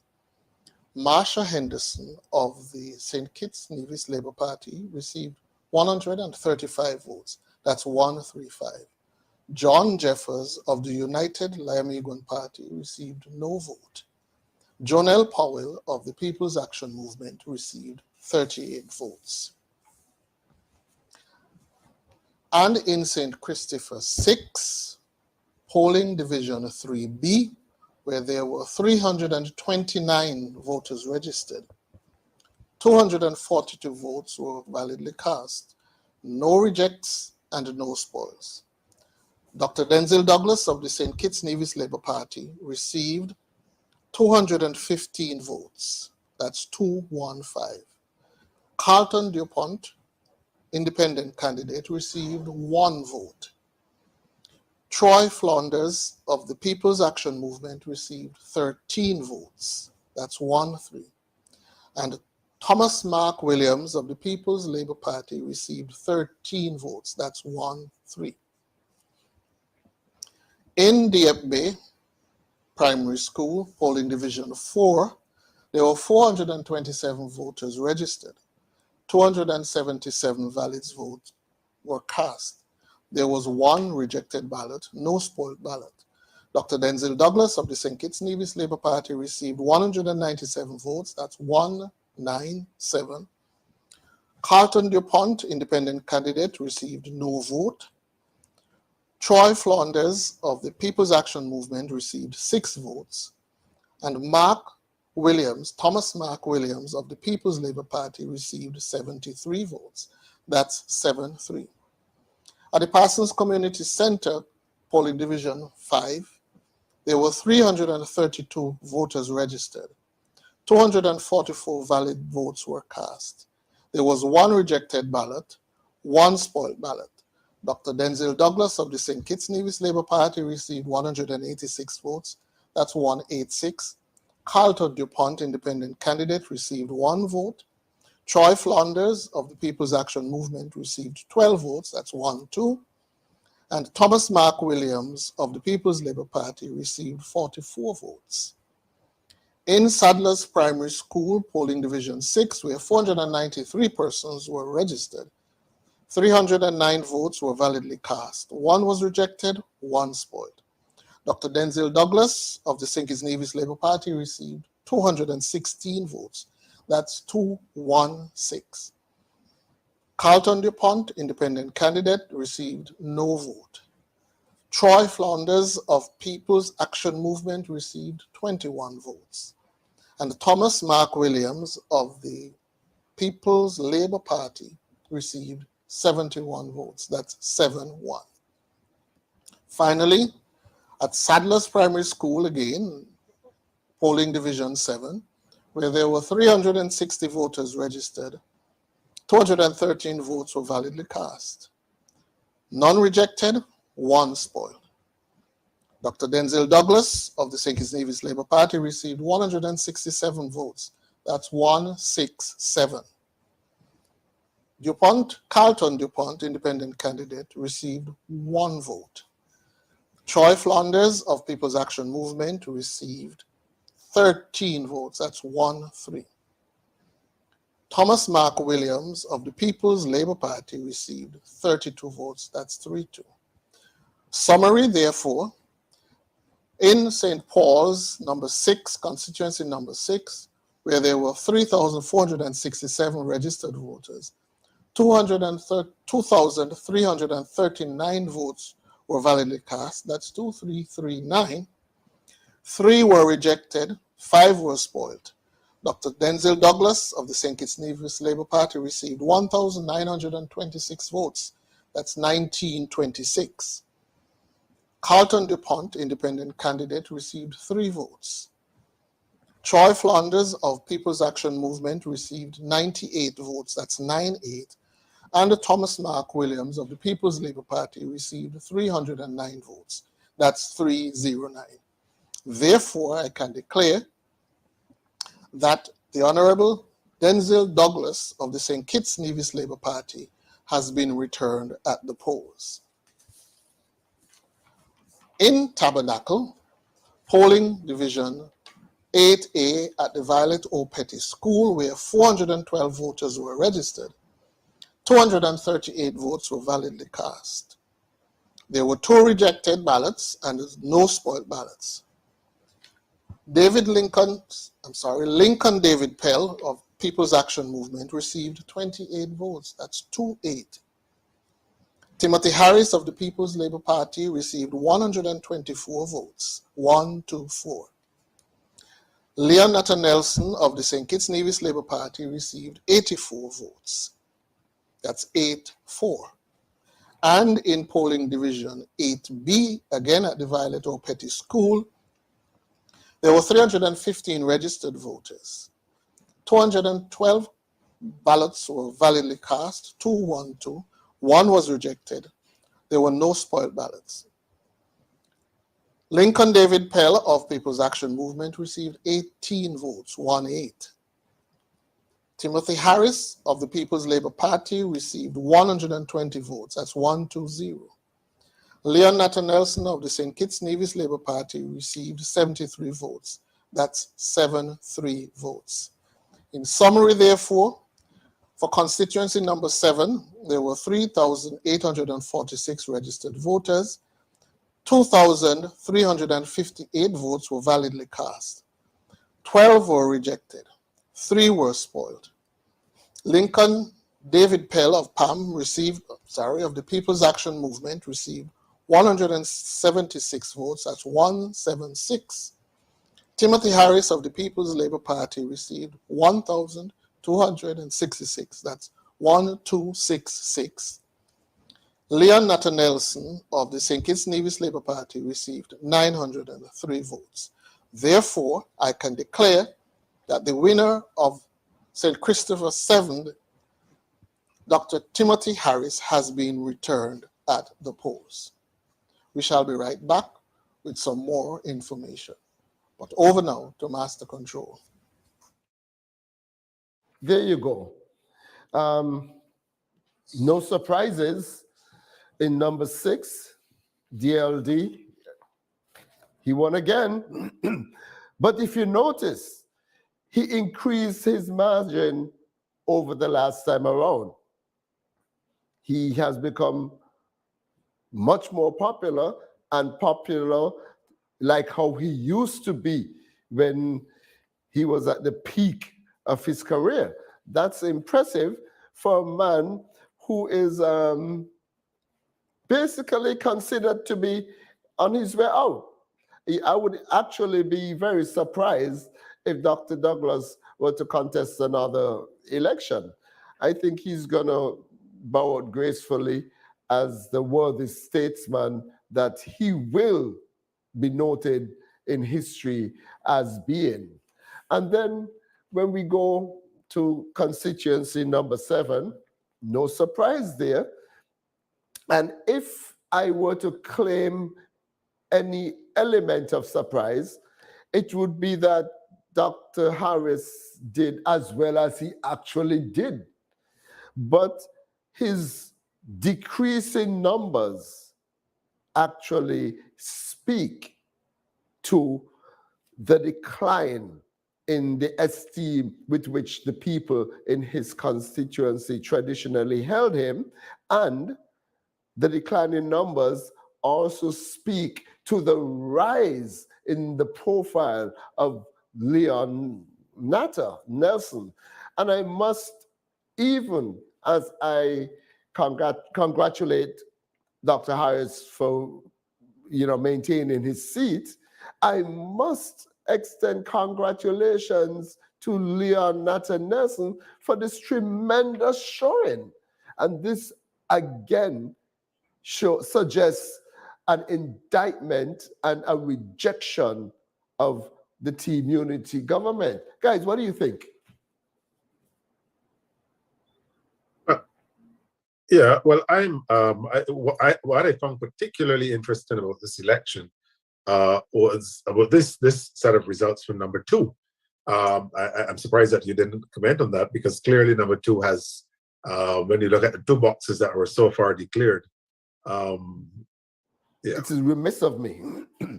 And I take special interest in number 2 because that is my home constituency. But there are no surprises here for me. I expected Marsha Henderson to do as well as she's doing. And you remember very early in the program, I had suggested to you guys that I think she's going to win this seat very comfortably. I know that there were suggestions floating around, rumors floating around that Nubian is going to make a great showing. Nonsense. The trend you see here is what is going to be maintained in all of the boxes for the rest of the night. I noticed in the first box, the PLP scored higher than PAM. It's not going to happen again. My guess is, of course, they might say a little close, but people were not able to, or Nubian, I should say, was not able to resonate with the people.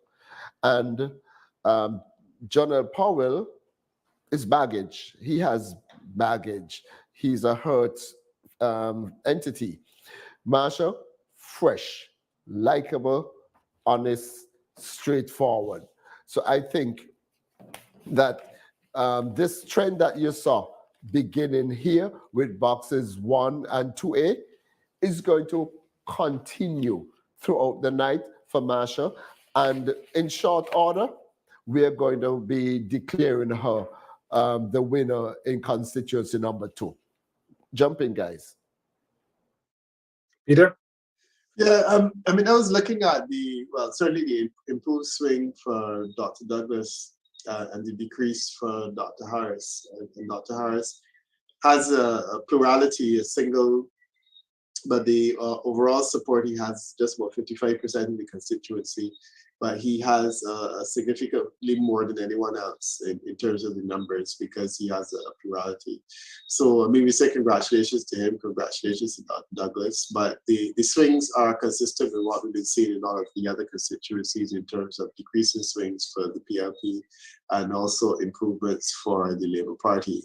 Dr. Douglas, because his seat is so strong, normally it would strengthen faster. So we would expect that he would have an exaggerated swing in the same way that when there was a swing in the other direction, he would have lost more support than anyone else. So he's back in control. The other numbers that we saw from the other constituencies suggest that we're not going to see any surprises later on in the night. So it's really just a question of watching the other numbers come in and continuing to note that, you know, we're likely to have an opposition of 4, which would be 2 from the CCM, 1 from PAM, and essentially 1 from the PLP. And it's essentially a leadership arrangement where all 3 leaders from the whole group would end up on the opposition benches along with one another. And that is certainly a very changed type of circumstance than what we've seen before. So I'm satisfied that having heard those results that, you know, we're not going to have any major surprises tonight. And again, you know, let me wish the Labour Party well and congrats again to who will, by the end of the night, was likely to be your president, your prime minister elect. And all the best to you guys. Okay. Yes. Right. I too think I will probably sign off on this note as well, because I think that we have, it is clear the trajectory that we're seeing. I'm not understanding why at this time we've not heard from constituency 8. I really am not understanding this. But certainly we have seen the trajectory be commenced in constituency 2, which is consistent with that which obtains across the island. I think constituency 5, I'm being told, the incumbent will hold on, and we're also seeing a very credible and impressive performance by Mr. Kenny Douglas in that constituency. So I think all in all, the electorate has spoken.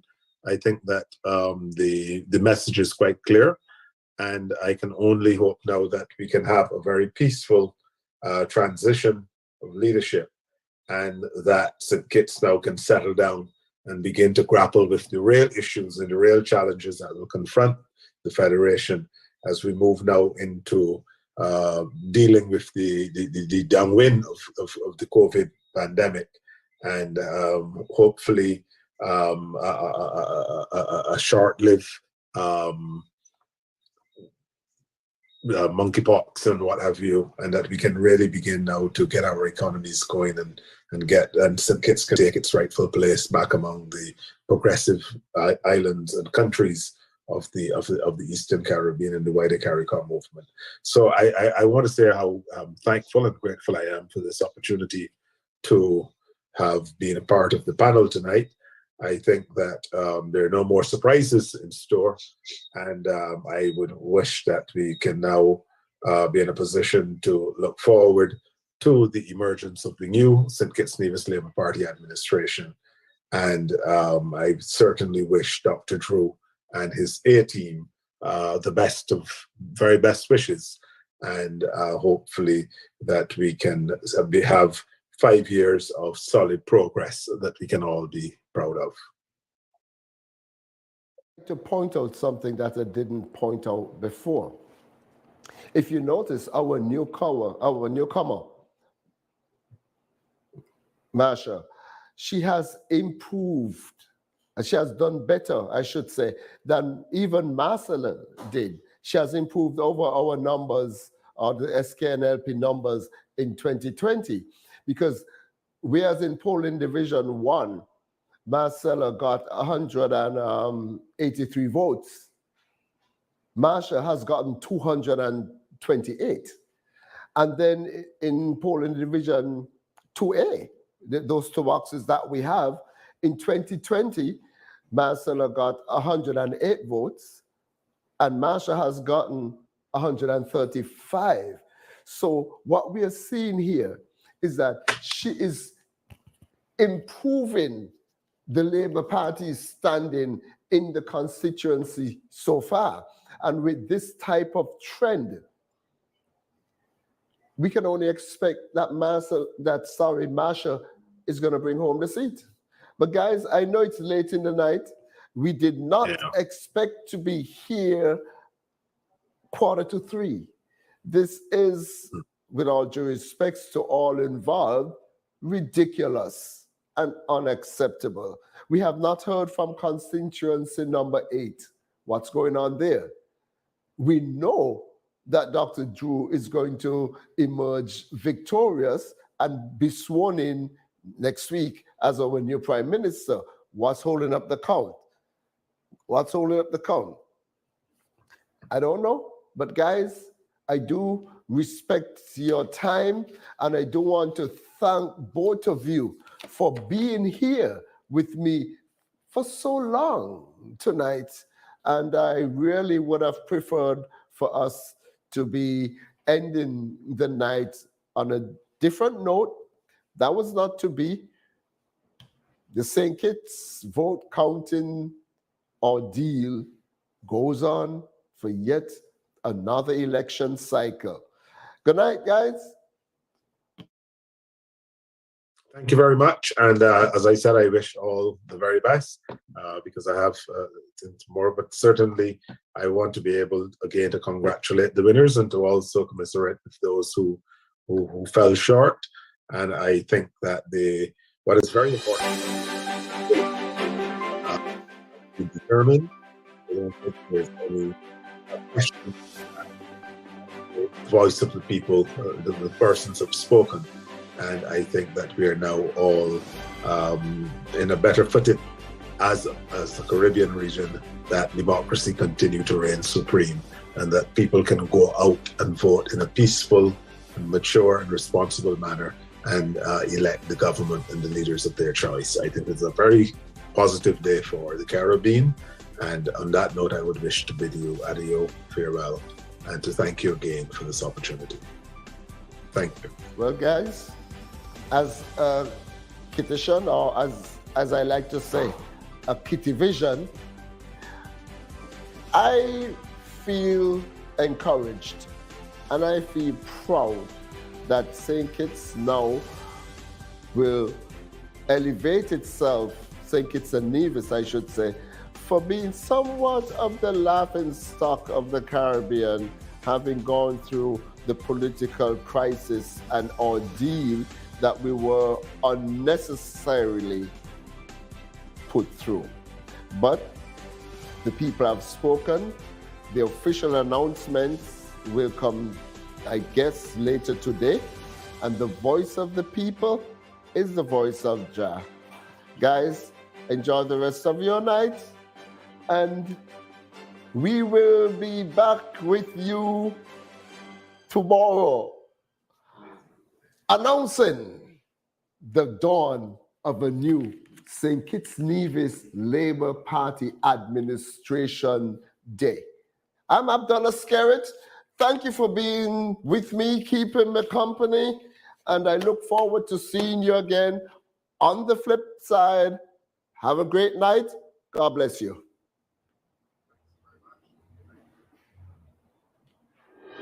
Thank you.